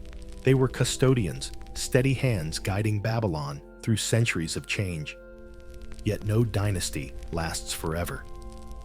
By the 12th century, BCE pressures mounted. Assyria, fierce and militarized, was on the rise. Elam struck hard, even carrying off the statue of Marduk in a shocking humiliation. For a city whose identity was bound to its god, losing the statue was more than theft, it was a cosmic insult. Babylon fell into turmoil, its Kassite rulers overthrown after centuries of endurance. And so the Kassite dynasty passed into history. But their legacy lingered: the Kuduras, the elevated status of Marduk, the role of Babylon as a diplomatic equal among the great powers of the Near East. They had proven that empire was not the only path to greatness. Sometimes, survival and stability were achievements enough. As dusk fell over Kassite Babylon, one might have seen priests leading the New Year procession, carrying sacred statues through the streets while crowds cheered. Farmers brought grain to markets, scribes pressed tablets in dimly lit rooms, and somewhere a craftsman carved divine symbols onto a kuduru stone. It was not an age of drama, but of endurance. And in the shifting, often violent theater of Mesopotamia, endurance was no small triumph. While Kassite Babylon played the part of the careful diplomat, another power was sharpening its spears in the north. Tucked along the upper Tigris, in a land of hills and harder winters, lay Assur, the city from which the Assyrians took their name. For centuries, they had been traders, sending caravans of tin and textiles as far as Anatolia, leaving behind clay tablets in the merchant colony of Kanesh. But by the second millennium, BCE, the Assyrians were growing restless. Trade was valuable, yes, but trade routes could be stolen. And so gradually, Assur transformed from a city of merchants into a nation of warriors. At first, Assyria was a junior partner in Mesopotamia's great power club. While Babylon corresponded with Egypt and the Hittites, Assur was smaller, biding its time. But its geography gave it advantages: fertile land along the river, access to mountain passes, and a population hardened by a more rugged life than that of the southerners. Where Babylonian kings wrapped themselves in priestly dignity, Assyrian rulers cultivated a harsher image: hunters-fighters, men of iron discipline. The transformation accelerated in the early first millennium BCE. Assyrian kings, like Ashur-uballit, began to expand aggressively. They built on an innovation that would become their hallmark: the use of iron weapons. Bronze had long dominated Mesopotamian warfare, but iron, though harder to smelt, was stronger and more durable. With iron-tipped spears and swords, Assyrian soldiers cut through enemies who still wielded bronze. But weapons were only part of their advantage. The Assyrians revolutionized how armies were organized. They developed permanent standing forces, bolstered by professional cavalry-mounted warriors who could move faster than the lumbering chariots of old. Siege warfare became their specialty. They built siege ramps, deployed battering rams with iron-tipped heads, and constructed mobile towers that allowed archers to rain arrows on defenders behind city walls. To imagine an Assyrian army approaching was to imagine the future of warfare arriving on your doorstep. The Assyrians also mastered the psychological game. They did not simply conquer, they terrified. Royal inscriptions bragged of flaying rebels, stacking severed heads, and parading captives in chains. These accounts were propaganda as much as reality, designed to send a shiver down the spine of any city considering rebellion. Submit quickly, the message ran, and you may live. Resist, and you will become a cautionary tale. At the same time, their administration was pragmatic. Conquered peoples were not always slaughtered. Often they were deported, resettled in new lands, where they could be more easily controlled. This policy of mass deportation broke up rebellious populations while supplying labor for new cities and fields. Inscriptions coldly record entire communities uprooted and relocated hundreds of miles away. For the Assyrians, people were as mobile as bricks and oxen. Behind this machinery of conquest stood the Assyrian king, at once warrior high priest of Ashur, the national god and embodiment of the state. Each campaign was framed as a holy war, fought not merely for land, but for the glory of Ashur. In battle reliefs, kings are shown slaying lions, trampling enemies, and offering sacrifices beneath winged deities. These images projected invincibility, a necessary illusion for an empire built on perpetual expansion. The city of Assur itself grew into a sacred capital, but later rulers built new centers: Kalhu, Nimrud, Dur-Sharrukin, and above all, Nineveh. Each was filled with palaces, decorated in carved reliefs, showing endless campaigns, sieges, and hunts. Walking through their halls, one would be surrounded by scenes of kings piercing lions with arrows, soldiers storming walls, rivers filled with enemy corpses. Even the art was a weapon, reminding visitors that they stood in the house of conquerors. And yet the Assyrians were more than warriors. Their administrative system was astonishingly efficient. They divided their empire into provinces, each overseen by governors, responsible for taxes, troops, and order. Roads linked the empire with way stations, ensuring messengers could carry royal orders at remarkable speed. The Assyrian king could send a command and expect it to reach distant garrisons within days. For the ancient world, this was the equivalent of instant messaging. In time, Assyria's power grew to rival and then overshadow Babylon. Babylon remained prestigious as a cultural and religious center, but militarily, it could not match Assur's relentless campaigns. The Kassite dynasty eventually fell, and Babylon spent centuries oscillating between independence and Assyrian domination. To the Assyrians, Babylon was both a prize and a problem too important to ignore, too proud to control easily. The relationship between the two cities would be one of rivalry, conquest, destruction, and uneasy partnership for generations. By the 9th century, BCE Assyria was no longer a rising power. It was the rising power. Kings like Ashurnasirpal II and Shalmaneser III expanded the empire outward, crushing foes in every direction. The Assyrian war machine had become the most feared force in the Near East. Imagine then the sound of an Assyrian army on the march, the clatter of iron weapons, the thunder of hooves, the creak of siege engines.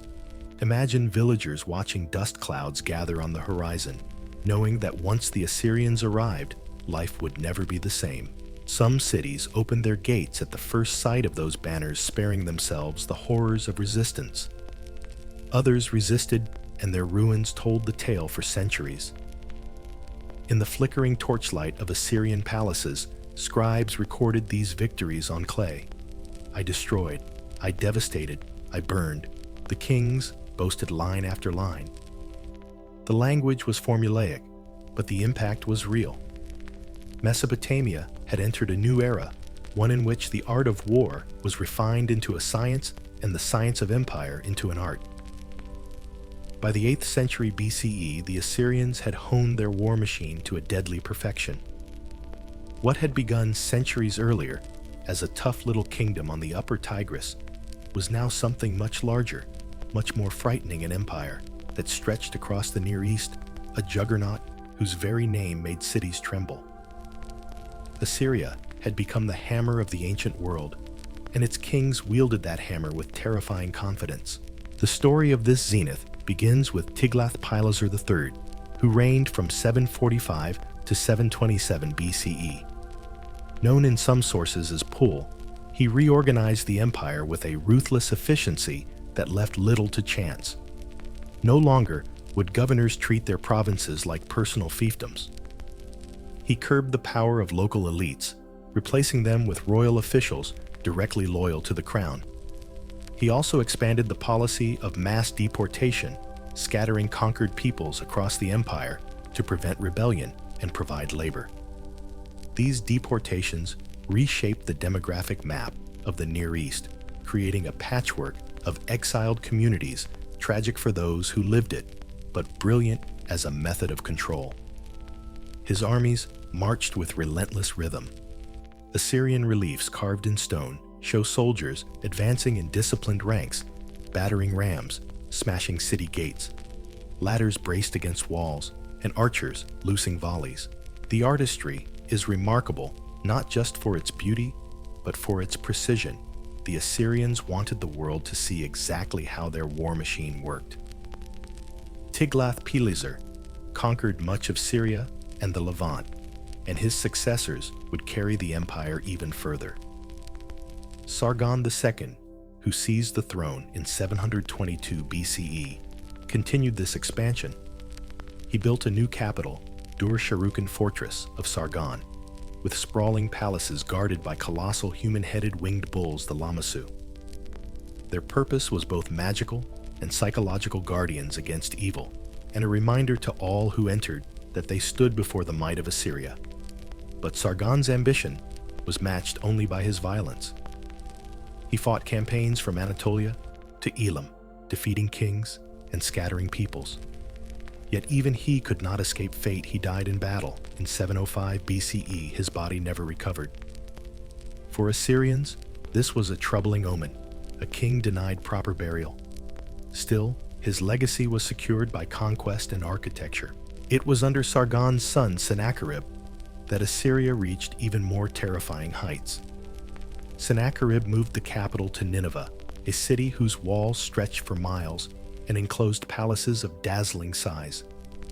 He adorned them with intricate reliefs that today still stun visitors in museums, the king towering above, prisoners, his chariot rolling through defeated cities, his armies storming fortresses. Sennacherib is infamous for his campaign against Babylon. Rebellious as ever, Babylon tested Assyrian patience one too many times. In 689 BCE, Sennacherib razed it to the ground. His inscriptions describe the act with chilling pride. Temples leveled, statues smashed, the city left a wasteland. To many Mesopotamians, this was sacrilege. Babylon was not just a city, but a sacred heart of civilization. Later, Assyrian kings would rebuild it, perhaps out of guilt, perhaps out of necessity. But for Sennacherib, destruction was a warning to all. No city, however ancient, was beyond the reach of Assyrian wrath. Yet Sennacherib also left behind wonders. He engineered vast canals and aqueducts to bring water to Nineveh, turning the city into a lush garden in the desert. His palace boasted what he called a palace without rival, a complex of dazzling halls, courtyards, and gardens. In these spaces, the king entertained envoys and celebrated victories surrounded by walls that showed him slaughtering lions, symbols of chaos and nature mastered beneath his spear. After Sennacherib came Esarhaddon, who rebuilt Babylon and extended Assyrian power even into Egypt. His son, Ashurbanipal, presided over the empire's cultural peak in the 7th century BCE. Ashurbanipal called himself both warrior and scholar, boasting of his ability to read and write. He established the Great Library of Nineveh, a collection of more than 30,000 clay tablets. Thanks to him, the myths, omens, medical texts, and epics of Mesopotamia survived.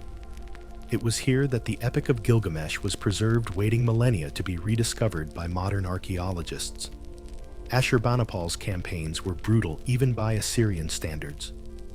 Reliefs show him feasting with his queen in a garden, the severed head of a defeated king hanging from a tree nearby, like an ornament. The empire he commanded stretched from the Persian Gulf to Egypt, from the mountains of Anatolia to the deserts of Arabia. It was at its height, the largest empire the world had yet seen. And yet, even in its zenith, cracks were visible. The machinery of conquest required constant fuel. Armies must march. Provinces must pay, rebellions must be crushed.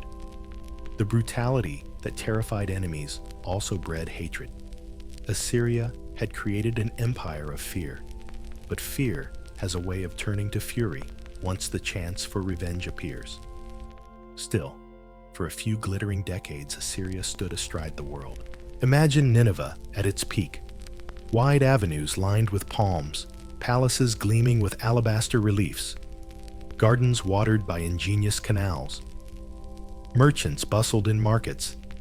Scribes pressed tablets in busy offices. Priests offered sacrifices in grand temples. And above it all, the king sat on his throne, confident that Ashur, the national god, had destined his people to rule forever. History, of course, had other plans. But for the moment, the Assyrians stood unrivaled, their banners casting long shadows over every horizon. They had turned war into art empire, into machine, and terror into policy. It was the zenith of their power, and though they could not know it, the prelude to their fall. For more than a century, the Assyrians had ruled the Near East with iron spears and iron will. Their armies had crushed kingdoms, toppled dynasties, and deported whole nations. Their kings had styled themselves as gods. Their palaces had boasted of unrivaled grandeur, and their libraries had preserved the wisdom of ages. To their subjects, they seemed unshakable, like the ziggurats of old, rooted in the earth and rising toward heaven. But in history, the higher the tower, the greater the fall. By the late 7th century, BCE, Assyria's tower was swaying. The seeds of collapse had long been planted. The empire's power depended on perpetual conquest. Tribute flowed in only as long as armies marched outward. But even the fiercest warriors grow weary, and provinces grow restless. Assyrian brutality, so effective in terrifying opponents, had created a world of simmering hatred. Every deported family, every razed city, every flayed rebel was a memory waiting for revenge. Ashurbanipal, the last truly great Assyrian king, kept the machine running through the mid-7th century BCE. His campaigns extended into Elam. His generals marched into Egypt. His scribes copied thousands of texts into the library of Nineveh. Yet even during his reign, internal strains showed. Succession disputes brewed between his sons. Provincial governors grew ambitious, sensing weakness at the core. And the endless demands of war and tribute strained the empire's finances. When Ashurbanipal died around 631 BCE, the cracks widened into fractures. Civil war erupted among his heirs, each clawing for the throne. For an empire held together by the singular authority of its king, this was disastrous. The provinces smelled blood. Rebellions broke out in Babylon, Elam, and beyond. The once invincible Assyrian army, split by internal conflict, was stretched thin. Into this chaos stepped Babylon, long Assyria's reluctant subject, now determined to reclaim independence. Under the leadership of Nabopolassar, a Chaldean chieftain who seized Babylon's throne in 626 BCE, revolt caught fire. Nabopolassar allied with the Medes, a rising power from the Iranian plateau, whose horsemen were eager to strike at Assyria. It was a dangerous partnership for Assyria. Babylon brought legitimacy, the Medes brought muscle. Together, they launched a campaign of vengeance. In 614 BCE, the Medes stormed Assur, the old sacred city that had given the empire its name. The fall of Assur sent shockwaves across the region. 2 years later, in 612 BCE, the Allies marched on Nineveh, the jewel of the empire. The siege of Nineveh was apocalyptic. Ancient chronicles and later traditions described the city's walls trembling under the assault of battering rams, siege towers, and fire. The Tigris itself may have risen in flood, undermining the defenses. For months, the Assyrians fought desperately, their last great army defending their capital. But the coalition pressed relentlessly. Finally, the walls fell, and Nineveh was consumed in flames. The palaces of kings, adorned with reliefs of victories, collapsed into ash. The library of Ashurbanipal was buried in rubble, its clay tablets hardened by fire, a catastrophe that paradoxically preserved them for us today. The fall of Nineveh stunned the ancient world. Here was the empire that had terrified nations for generations, erased almost overnight. Where is the den of lions, the feeding place of the young lions, lamented a Hebrew prophet, mocking the once proud Assyrian kings. To many, the destruction of Nineveh seemed divine justice, a god's vengeance on a people who had ruled with cruelty. Yet Assyria did not vanish instantly. Remnants of its army regrouped at Haran, clinging to the last scraps of empire. Nabopolassar and the Medes pursued them relentlessly. In 609 BCE, Haran fell, ending Assyria as a state. A final attempt by Egyptian allies to prop up the Assyrians failed. By then, the empire that had stretched from the Persian Gulf to Egypt was gone. The collapse was astonishingly swift. Within 2 decades of Ashurbanipal's death, Assyria went from the strongest empire in the world to a memory. Its cities lay in ruins. Its people scattered its once feared name, now a byword for arrogance and downfall. Later generations barely remembered it, confusing its kings and cities, letting myths blur its reality. For centuries, even its ruins lay forgotten, until modern archaeologists uncovered Nineveh's walls beneath the soil of Iraq. And yet, even in its destruction, Assyria left legacies. Its administrative systems, its roads, its tactics of deportation, all were inherited by successors. Its art carved in alabaster immortalized its kings and their wars. Its library preserved myths and knowledge that otherwise might have been lost. And its memory of terror, of might, of sudden ruin haunted the imagination of empires yet to come. Imagine then the smoldering ruins of Nineveh in 612 BCE. Once bustling avenues lie silent palaces, cracked open like broken eggshells, charred beams jutting against the sky. The Lamassu statues, those colossal winged bulls, lie toppled in the dust, their protective gazes blinded. Survivors stumble through rubble, clutching what little they can carry. The Tigris flows past, indifferent as ever, carrying silt and memory downstream. The empire that had thought itself eternal had learned the truth of Mesopotamia. Nothing lasts forever between the rivers. When Nineveh's towers fell and Assyria's kings vanished into dust, the world between the rivers did not collapse into silence. Instead, the old city of Babylon rose once more, not merely as a survivor, but as the shining star of Mesopotamia. Under the so-called Neo-Babylonian dynasty, Babylon entered a period of magnificence so dazzling that its name would echo through history, through scripture, and through legend. The dynasty began with Nabopolassar, the Chaldean leader who had allied with the Medes to bring Assyria down. Crowned king of Babylon in 626 BCE, he spent his reign consolidating power, stabilizing borders, and re-establishing the city as the beating heart of Mesopotamia. His greatest achievement, perhaps, was securing the succession of his son Nebuchadnezzar II, who would carry Babylon to its golden age. Nebuchadnezzar II, who reigned from 605 to 562 BCE, is the figure most people think of when they hear the word Babylon. His name threads through both history and myth. To the Babylonians, he was the builder king, the man who transformed their city into a wonder of the world. To the Hebrews, he was the conqueror who destroyed Jerusalem and carried its people into exile. To later storytellers, he was the ruler behind the legendary Hanging Gardens, one of the 7 wonders of the ancient world. Under Nebuchadnezzar, Babylon became a city of colossal ambition. Its walls were so thick, Herodotus claimed that a 4-horse chariot could race along their tops. The Ishtar Gate faced with glazed blue bricks and adorned with golden lions, bulls and dragons dazzled visitors. Passing through it was like walking into a painting. Sunlight glinting off mythical beasts, frozen in mid-stride. Beyond the gate stretched the processional way, a broad avenue lined with walls of luminous tiles, where priests and statues of gods paraded during festivals, watched by throngs of chanting citizens.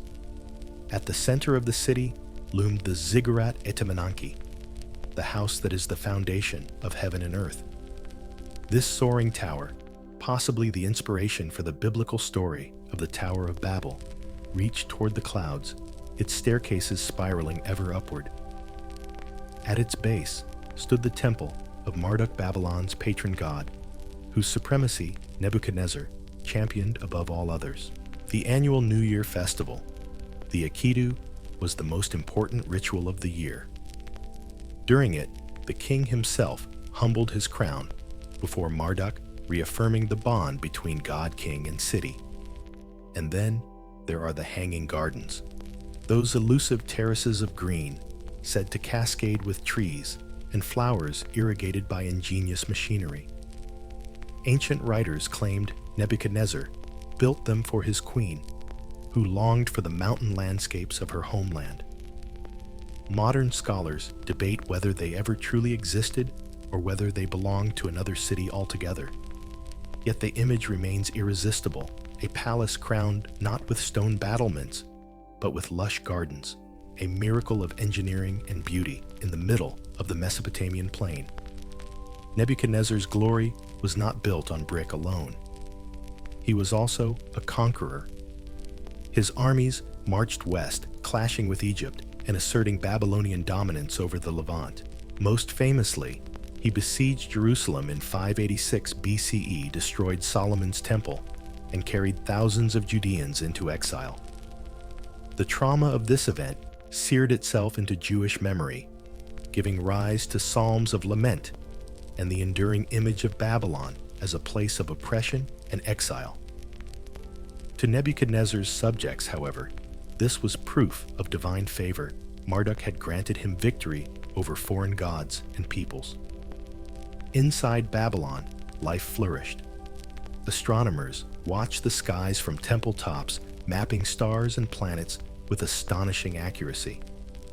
Their observations fed both astrology and the roots of modern astronomy. Scribes copied hymns and legal texts, keeping alive traditions older than their own empire. Merchants thrived in the markets, trading grain dates and textiles, while artisans glazed bricks, carved stone, and cast bronze for the city's endless building projects. Babylon was more than a political capital. It was a cultural engine, humming with scholarship, commerce, and devotion. For all its splendor, however, the Neo-Babylonian Empire was short-lived. After Nebuchadnezzar's long reign, his successors lacked his vigor. Internal strife and intrigue chipped away at stability. Nabonidus, the last king, alienated priests by favoring the moon god, Sin, over Marduk, undermining the religious foundation of Babylonian kingship. His absence from the city during long campaigns only deepened discontent. Still, in the mid-6th century, BCE Babylon stood as a marvel. Imagine walking its processional way at dusk, the air thick with incense lamps flickering along the walls, and the Ishtar Gate glowing deep blue in torchlight. Priests carry idols of gods on gilded litters, while crowds press close singing hymns in languages already thousands of years old. From the Ziggurat's summit, the city stretches endlessly, a sea of roofs, gardens, and walls. For a moment it must have seemed eternal. But eternity is a dangerous illusion in Mesopotamia. Even as Nebuchadnezzar's bricks gleamed, new powers were stirring to the east. Soon, Babylon's glory would meet its own conqueror.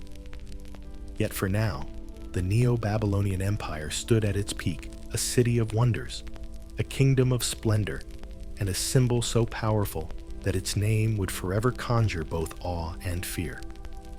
For all its glittering walls and fabled gardens, Babylon's golden age under Nebuchadnezzar II was fleeting. Empires in Mesopotamia had always risen like floodwaters, dazzling for a season, then receded. Babylon was no exception. After Nebuchadnezzar's death in 562 BCE, his successors proved weaker, their reigns shorter, their grip on power less certain. Within a generation, the empire that had dazzled the world stood vulnerable, and from the east, a new giant approached Persia. The twilight began with Nabonidus, who seized the throne in 556 BCE. He was an unusual king, almost eccentric by Mesopotamian standards.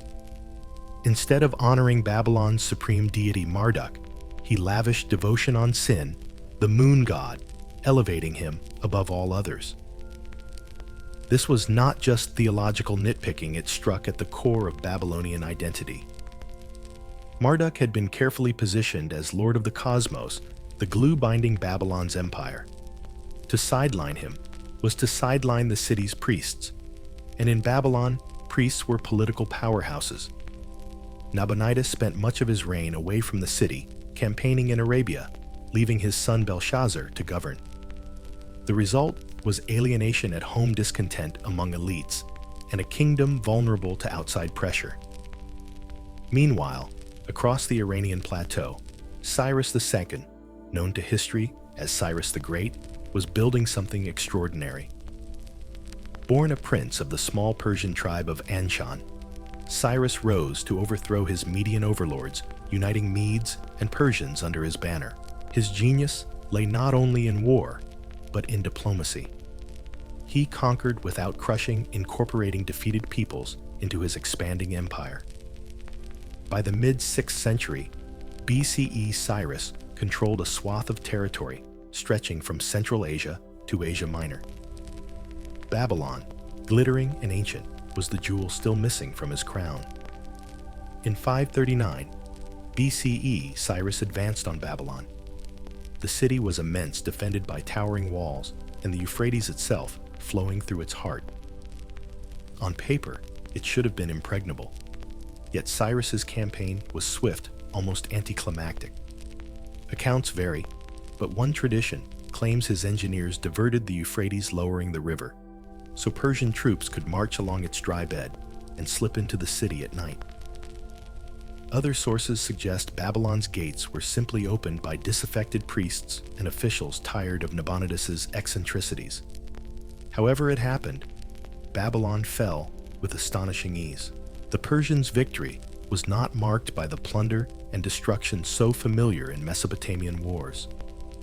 Cyrus styled himself not as a conqueror, but as a liberator. In inscriptions, like the famous Cyrus cylinder, he declared that Marduk himself had chosen him to restore order. He promised to return displaced peoples to their homelands and to honor their gods. For the Jews exiled in Babylon, this was a miracle. Cyrus allowed them to return to Jerusalem and rebuild their temple. To them, he was no enemy, but a divinely appointed savior. This policy of respect was shrewd. By honoring local traditions, Cyrus avoided the resentment that had toppled so many empires. The priests of Marduk, furious with Nabonidus's neglect, welcomed Cyrus as the rightful ruler. Instead of resisting, Babylonian elites cooperated. Cyrus entered the city as though into a coronation, not a conquest. Still, the psychological blow was enormous. Babylon, which had imagined itself eternal, independent, and divinely chosen, was now a satrapy, a province of a larger empire. Its kingship was gone. Its gods were still worshipped, its ziggurats still stood, but ultimate authority flowed from Persepolis, not from the banks of the Euphrates. For the first time in over a millennium, Babylon was not the master of Mesopotamia. Yet the city remained magnificent. Persian kings like Darius and Xerxes maintained Babylon as an administrative and religious hub, respecting its traditions, even as they folded it into a vast empire. But the illusion of independence was gone. The great processions still wound through the Ishtar Gate. The ziggurat Etemenanki still climbed toward heaven, but Babylon was no longer the axis of power. It was a jewel in another man's crown. The fall of Babylon to Persia is remembered not for fire and ruin, but for quiet transformation. The Persians showed that empires need not always conquer with terror. Sometimes they could conquer with respect. Cyrus's policies earned him a reputation as a just ruler, echoed in Greek histories and even in the Hebrew Bible. His conquest of Babylon marked the dawn of the Achaemenid Empire, the largest the world had yet seen. At dusk, in the autumn of 539 BCE, one can imagine the scene: the citizens of Babylon lining the streets, some anxious, some relieved, watching Persian soldiers march through the gates. Priests in white robes chant hymns to Marduk proclaiming Cyrus the Chosen. Nabonidus is gone, Belshazzar slain, and the old dynasty ended. In its place stands a new order, strange, foreign, yet curiously gentle. The rivers still flow, the ziggurat still towers, but the world has shifted. Babylon, once the conqueror, had been conquered. When Cyrus the Great entered Babylon in 539 BCE, he did more than claim a city. He inherited centuries of Mesopotamian tradition, folding it into the vast quilt of the Achaemenid Persian Empire. For the first time, Mesopotamia was not the center of power, but part of something larger, a satrapy, one jewel among many in an imperial crown that stretched from India to the Aegean. Yet though Babylon had lost its independence, it did not lose its voice. Under Persian rule, it remained a place of splendor, learning and ritual. Cyrus set the tone.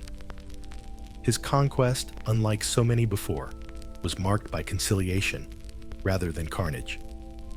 The famous Cyrus Cylinder proclaims that he restored temples, returned displaced peoples to their homelands, and honored the city's chief deity Marduk. Whether this was pure propaganda or genuine policy, it worked. The priests of Babylon welcomed him, and the city slipped almost seamlessly into the Persian fold. Administration was efficient. The Persian kings divided their empire into satrapies, each governed by a satrap, essentially a provincial governor with considerable autonomy. Babylonia was among the wealthiest of these provinces, prized for its fertile land and ancient prestige. Taxes collected here measured in silver grain, and goods helped fund the empire's immense bureaucracy and armies. The royal road, stretching thousands of kilometers, linked Babylon to Persepolis, Susa, and Sardis. Messengers could carry royal commands across the empire in days, connecting Babylon to lands far beyond its horizon. Language shifted too. While Sumerian had long since faded as a spoken tongue, and Akkadian still lingered in scholarship, Aramaic became the empire's lingua franca. This simple, flexible language spread quickly, scrawled across clay parchment and papyrus. In Babylon, scribes who once wrote in elegant cuneiform wedges now also learned Aramaic scripts. The wedge marks of millennia began their slow retreat, replaced by ink strokes, more suited to a mobile empire. Yet the Persians did not erase Babylonian culture. They patronized temples, respected festivals, and incorporated local gods into their imperial pantheon. Marduk remained supreme in Babylon, and each new year, the Akitu festival reaffirmed cosmic order. During the ritual, the king or his representative humbled himself before Marduk's statue, reaffirming legitimacy. For Persian kings, this was more than courtesy. To rule Mesopotamia without honoring its traditions was to risk revolt. By kneeling before Marduk, they tied themselves to a sacred continuity stretching back to Sumer. The city itself remained glorious.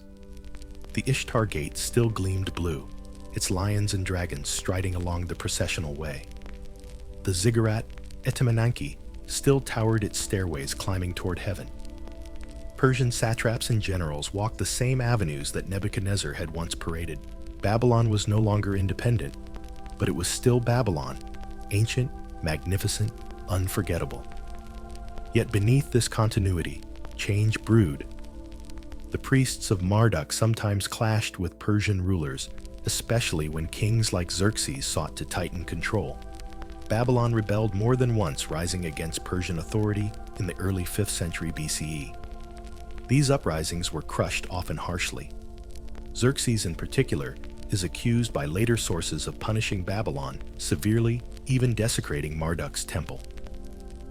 Whether this was exaggerated or not, it marked a shift. Babylon was no longer treated as a partner, but as a subject to be subdued.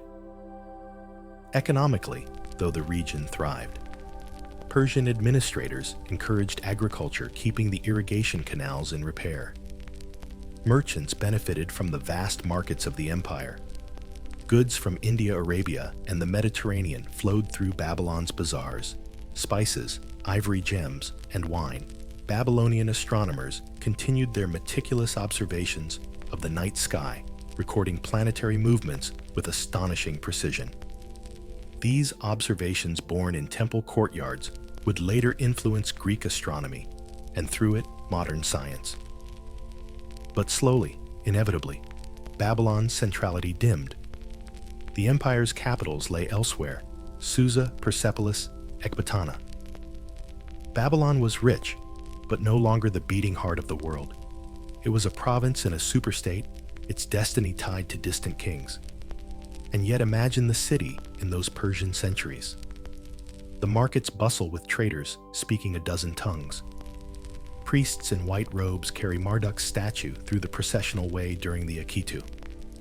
Scholars huddle over tablets, charting Venus's rising, while Persian officials stride past in robes of bright color. Life is layered, ancient and new, local, and imperial, Babylonian and Persian. It was a paradox, diminished in power, yet still glowing in splendor. The Persians had not destroyed Babylon.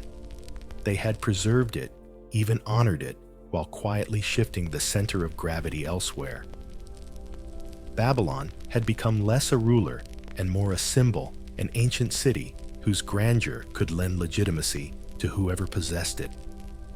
But symbols are fragile. When new conquerors came, they too would claim Babylon's legacy, while the city itself slowly declined. For now, under Persia, it endured, proud yet subdued, still standing tall between the rivers, though no longer the master of them. By the late 4th century BCE, Babylon had lived many lives. It had been Sumerian, Akkadian, Kassite, Assyrian, Neo-Babylonian, and Persian. Each age left its imprint on the city's bricks, its temples, its myths. But history is never done reshuffling its deck. In 331 BCE, a new conqueror arrived, young, brilliant, and reckless, his name already burning across continents: Alexander of Macedon, whom we know as Alexander the Great. Alexander had swept eastward in a whirlwind of victories, toppling the mighty Persian Achaemenid Empire piece by piece. At Gaugamela, near modern-day Mosul, his army clashed with Darius III's massive host. Outnumbered, Alexander's disciplined phalanxes and audacious cavalry charge broke the Persians. Darius fled, and Mesopotamia lay open. The road to Babylon was clear. What happened next was extraordinary. Babylon, unlike so many cities before, it did not resist. Instead, it opened its gates to Alexander. The priests of Marduk, resentful of Persian heavy-handedness in recent decades, welcomed him as a liberator. Citizens lined the processional way, showering flowers before his troops. Alexander entered the city not as a conqueror, but as a guest, marveling at its magnificence. He ordered the rebuilding of temples neglected under Persian rule, honored Marduk, and presented himself as rightful heir to Babylon's legacy. For a moment, it seemed the city had found yet another protector, one who might restore its fading grandeur. Babylon became one of Alexander's most treasured possessions. He envisioned it as a capital of his new empire, a meeting point of East and West. Plans were laid to make it the administrative heart of his conquests. Engineers discussed restoring the great ziggurat Etemenanki, which by then lay partly in ruins. Greek soldiers and Macedonian officers mingled with Babylonian priests and merchants, exchanging words in a babel of languages. The city seemed poised for yet another rebirth, this time as the hub of a Hellenistic world. But history is fickle. In 323 BCE, only 8 years after entering Babylon, Alexander returned to the city in triumph from his campaigns in India. He was still in his early 30s, already a legend, already restless for the next conquest. Yet in Babylon's palace, the same Nebuchadnezzar had built centuries earlier, Alexander fell ill. Fever gripped him, and despite the prayers of priests and the care of his physicians, he died. His body lay in the very city he had hoped to make his capital. For Babylonians, it was both a shock and a grimly familiar story. Another great king, come and gone, swallowed by mortality between the rivers. Alexander's death unleashed chaos. His generals, the Diadochi, tore his empire apart in civil wars.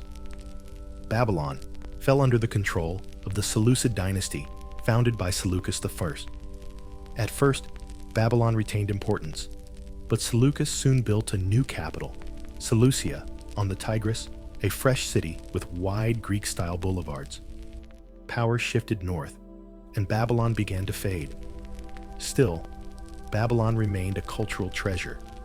Its priests continued to record astronomical observations with astounding precision, noting eclipses and planetary movements on clay tablets. Greek scholars fascinated by this ancient knowledge visited to learn. Hellenistic culture blended with Babylonian traditions. Greek art and architecture mixed with Mesopotamian motifs, creating a strange, beautiful hybrid. But decline was undeniable. The population dwindled as people migrated to Seleucia. Temples were neglected, canals clogged, and the once mighty ziggurat crumbled further. By the 2nd century BCE, Babylon was more memory than metropolis. Greek and Roman visitors wrote of its ruins with awe, describing walls and gates still standing, but echoing with emptiness. And yet, even in decline, Babylon exerted a strange pull on the imagination. For Jews, it remained the symbol of exile and oppression, immortalized in psalms and prophecies. For Greeks and Romans, it was a place of legend, its gardens and towers exaggerated into marvels. For its own priests, who continued scribbling tablets until nearly the 1st century CE, it was still sacred ground, even if the city around them had thinned to dust. Picture Babylon in Alexander's final days, the wide processional way, still paved with bricks, but weeds sprouting in cracks. The Ishtar Gate, still gleaming, though its tiles fading. Priests chanting in empty courtyards, their hymns echoing against half-abandoned walls.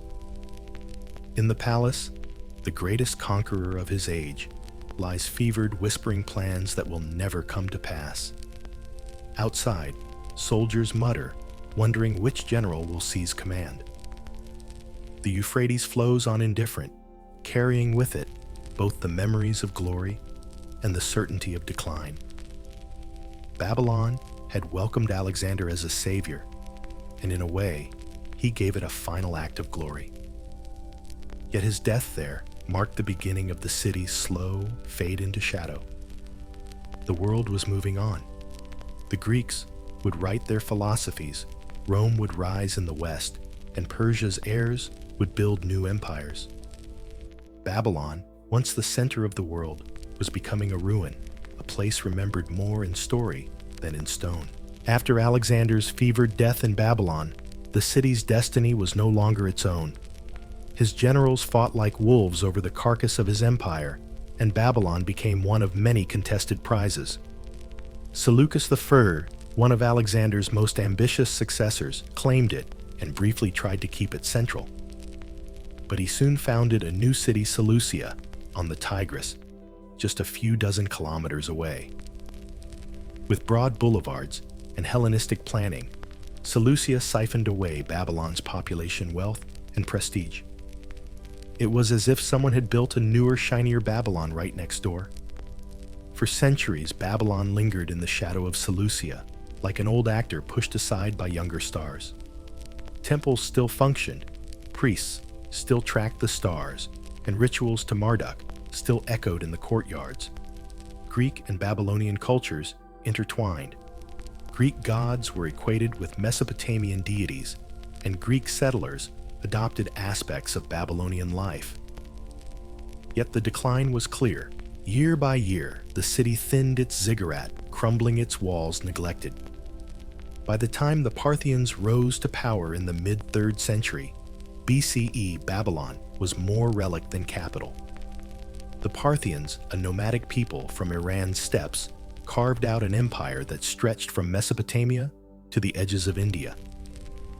They made their capital at Ctesiphon, across the river from Seleucia. Babylon was caught in the orbit of these new centers, occasionally garrisoned, occasionally used, but no longer cherished. Still, Babylon's temples remained active. Astronomers, those stubborn watchers of the sky, continued to record eclipses and planetary movements on clay tablets into the 1st century CE, some of the last cuneiform writings ever made. Imagine that while Rome was rising, gladiators fighting in arenas, and the Gospels being composed in Babylon, a handful of scribes were still scratching wedge-shaped marks into clay, keeping alive a tradition more than 3,000 years old. By the 2nd century CE, however, Babylon was little more than a memory. Strabo, the Greek geographer, described it as a ghost city. Its walls and towers still stood, but the streets were empty houses, collapsed, and fields encroached on old neighborhoods. What had once been the foundation of heaven and earth was now a husk visited more for curiosity than reverence. The Sasanians, who succeeded the Parthians in the 3rd century CE, inherited this ghost. Their empire, Persian and proud, looked to Ctesiphon as its great city. Babylon was by then little more than a ruin. Still, its memory lingered. Ziggurats became piles of rubble, but stories turned them into myths. The Tower of Babel, confusion of tongues, arrogance of men punished by gods. In Jewish, Christian, and later Islamic traditions, Babylon became a symbol far larger than the decayed city, a byword for sin, pride, oppression, and downfall. Meanwhile, the land itself carried on. The Euphrates still flooded farmers, still tended date palms, shepherds still grazed flocks. Life continued, but it no longer centered on Babylon. Its bricks were scavenged for villages nearby. Its canals silted and dried. Only the foundations remained, and even those were swallowed by dust and time. And yet what a strange persistence Babylon had. For even in death, it lived in story. Roman poets invoked it as the exotic east land of astrologers and magicians. Jewish psalms remembered it as the place of exile. By the rivers of Babylon, we sat and wept. Early Christians turned it into a symbol of worldly corruption, an empire doomed to fall like Nineveh before it. To medieval travelers, the ruins of Babylon were half lost in sand, yet filled with legend. Picture Babylon under the Parthians and Sasanians, stray shepherds moving flocks among toppled walls, weeds pushing up through cracks in the processional way, fragments of blue-glazed lions from the Ishtar Gate gleaming faintly in the dirt. Somewhere, perhaps, a lone priest tended a shrine, his prayers almost swallowed by silence.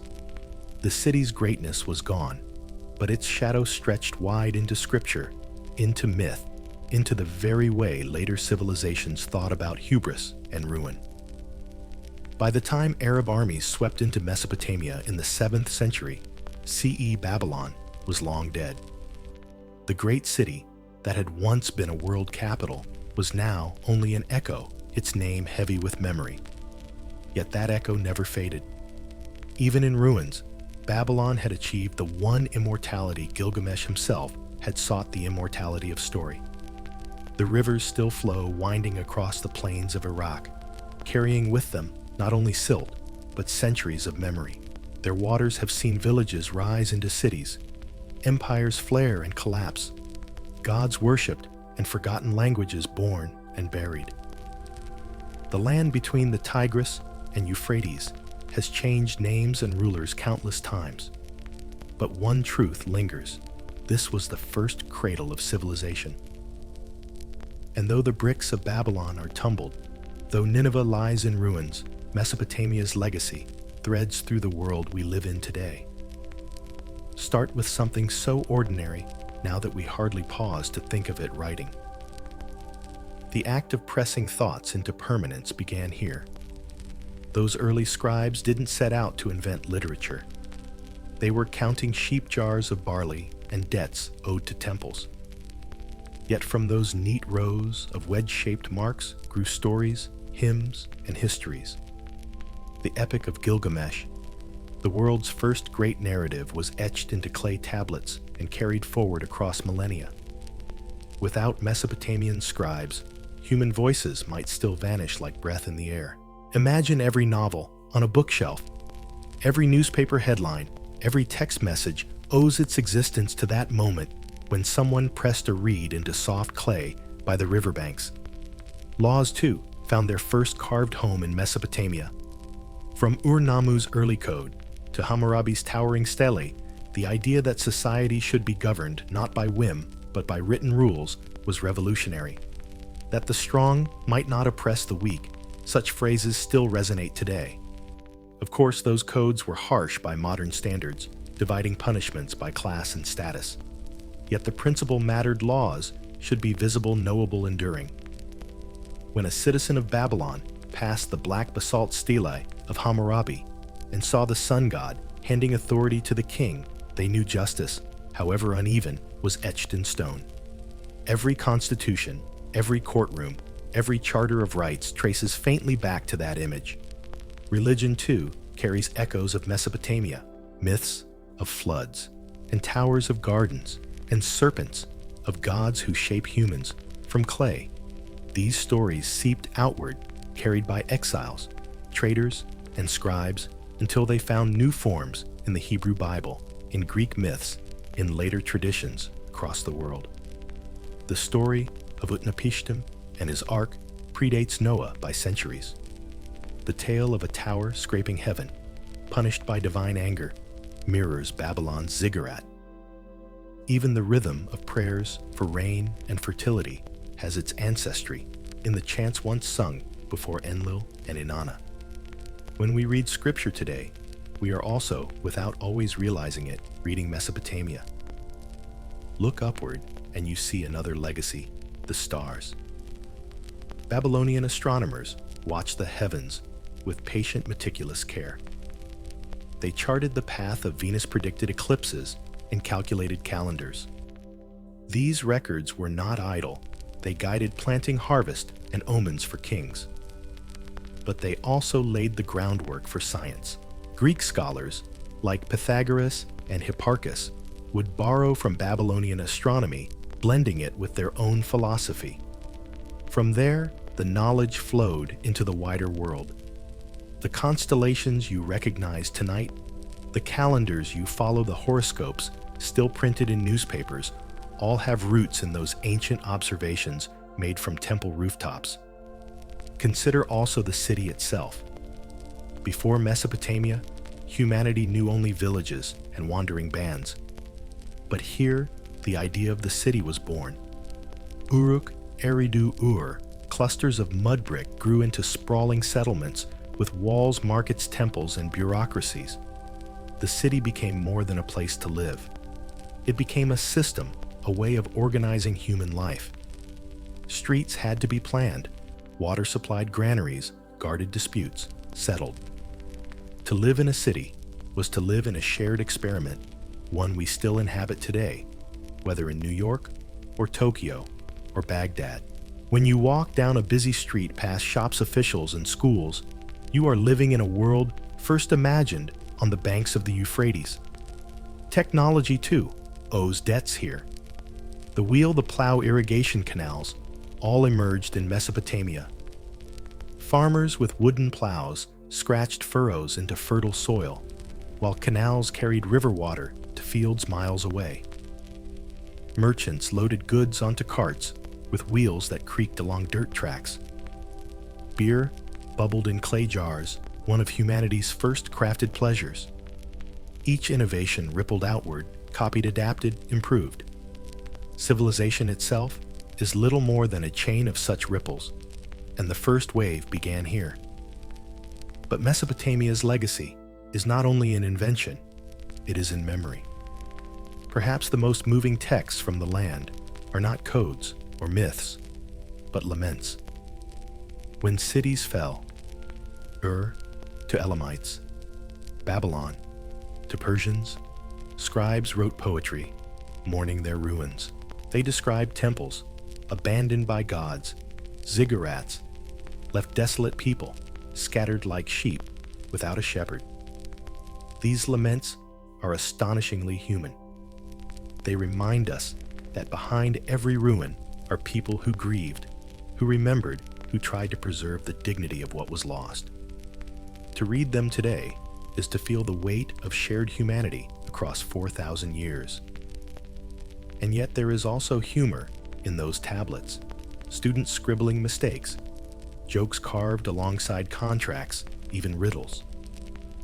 One fragment records a drinking song, another a complaint about lazy apprentices. These voices pierce the solemnity of kings and gods, reminding us that Mesopotamians were people like us, laughing, cursing, loving, dreaming. Think too of how Mesopotamia has lived on in imagination. For Jews, Babylon became the symbol of exile and longing. For Christians, it became shorthand for worldly corruption, Babylon the Great doomed to fall. For later poets and travelers, its ruins were stage sets for reflection on pride and downfall. Even in modern times, the word Babylon conjures excess splendor and ruin all at once. Few cities have become such powerful symbols. And what of Gilgamesh? His search for immortality still speaks across millennia. He learned that death cannot be defeated, but meaning can be built in walls, in cities and stories. The fact that his tale, carved into clay, was rediscovered and translated thousands of years later proves him right. In a way, Gilgamesh achieved exactly what he sought, not eternal life in flesh, but eternal life in words. Picture finally the land itself. A quiet night. The Euphrates shimmering in moonlight. Ruins rising like shadows against the horizon. The Ishtar Gate, now standing in fragments in a Berlin museum, once glowed with lions and dragons. The ziggurat of Ur still juts from the desert, its steps weathered but proud, and beneath the soil lie countless tablets, some still unread, each holding a voice from the deep past. Mesopotamia is gone, but it is also everywhere. In the words you read in the cities you inhabit, in the laws you follow, in the myths you tell. It lives in the stars we chart, in the stories we whisper, in the idea that civilization can be built, lost, and remembered. And so, as our long journey ends, perhaps we see what Mesopotamia truly gave us, not just inventions, not just empires, but the notion that humanity is part of something larger, stretching beyond death, across centuries, carried in clay, in memory, in story. Civilization did not begin with marble or iron. It began here, between two rivers in the fertile mud, with people who dreamed of permanence.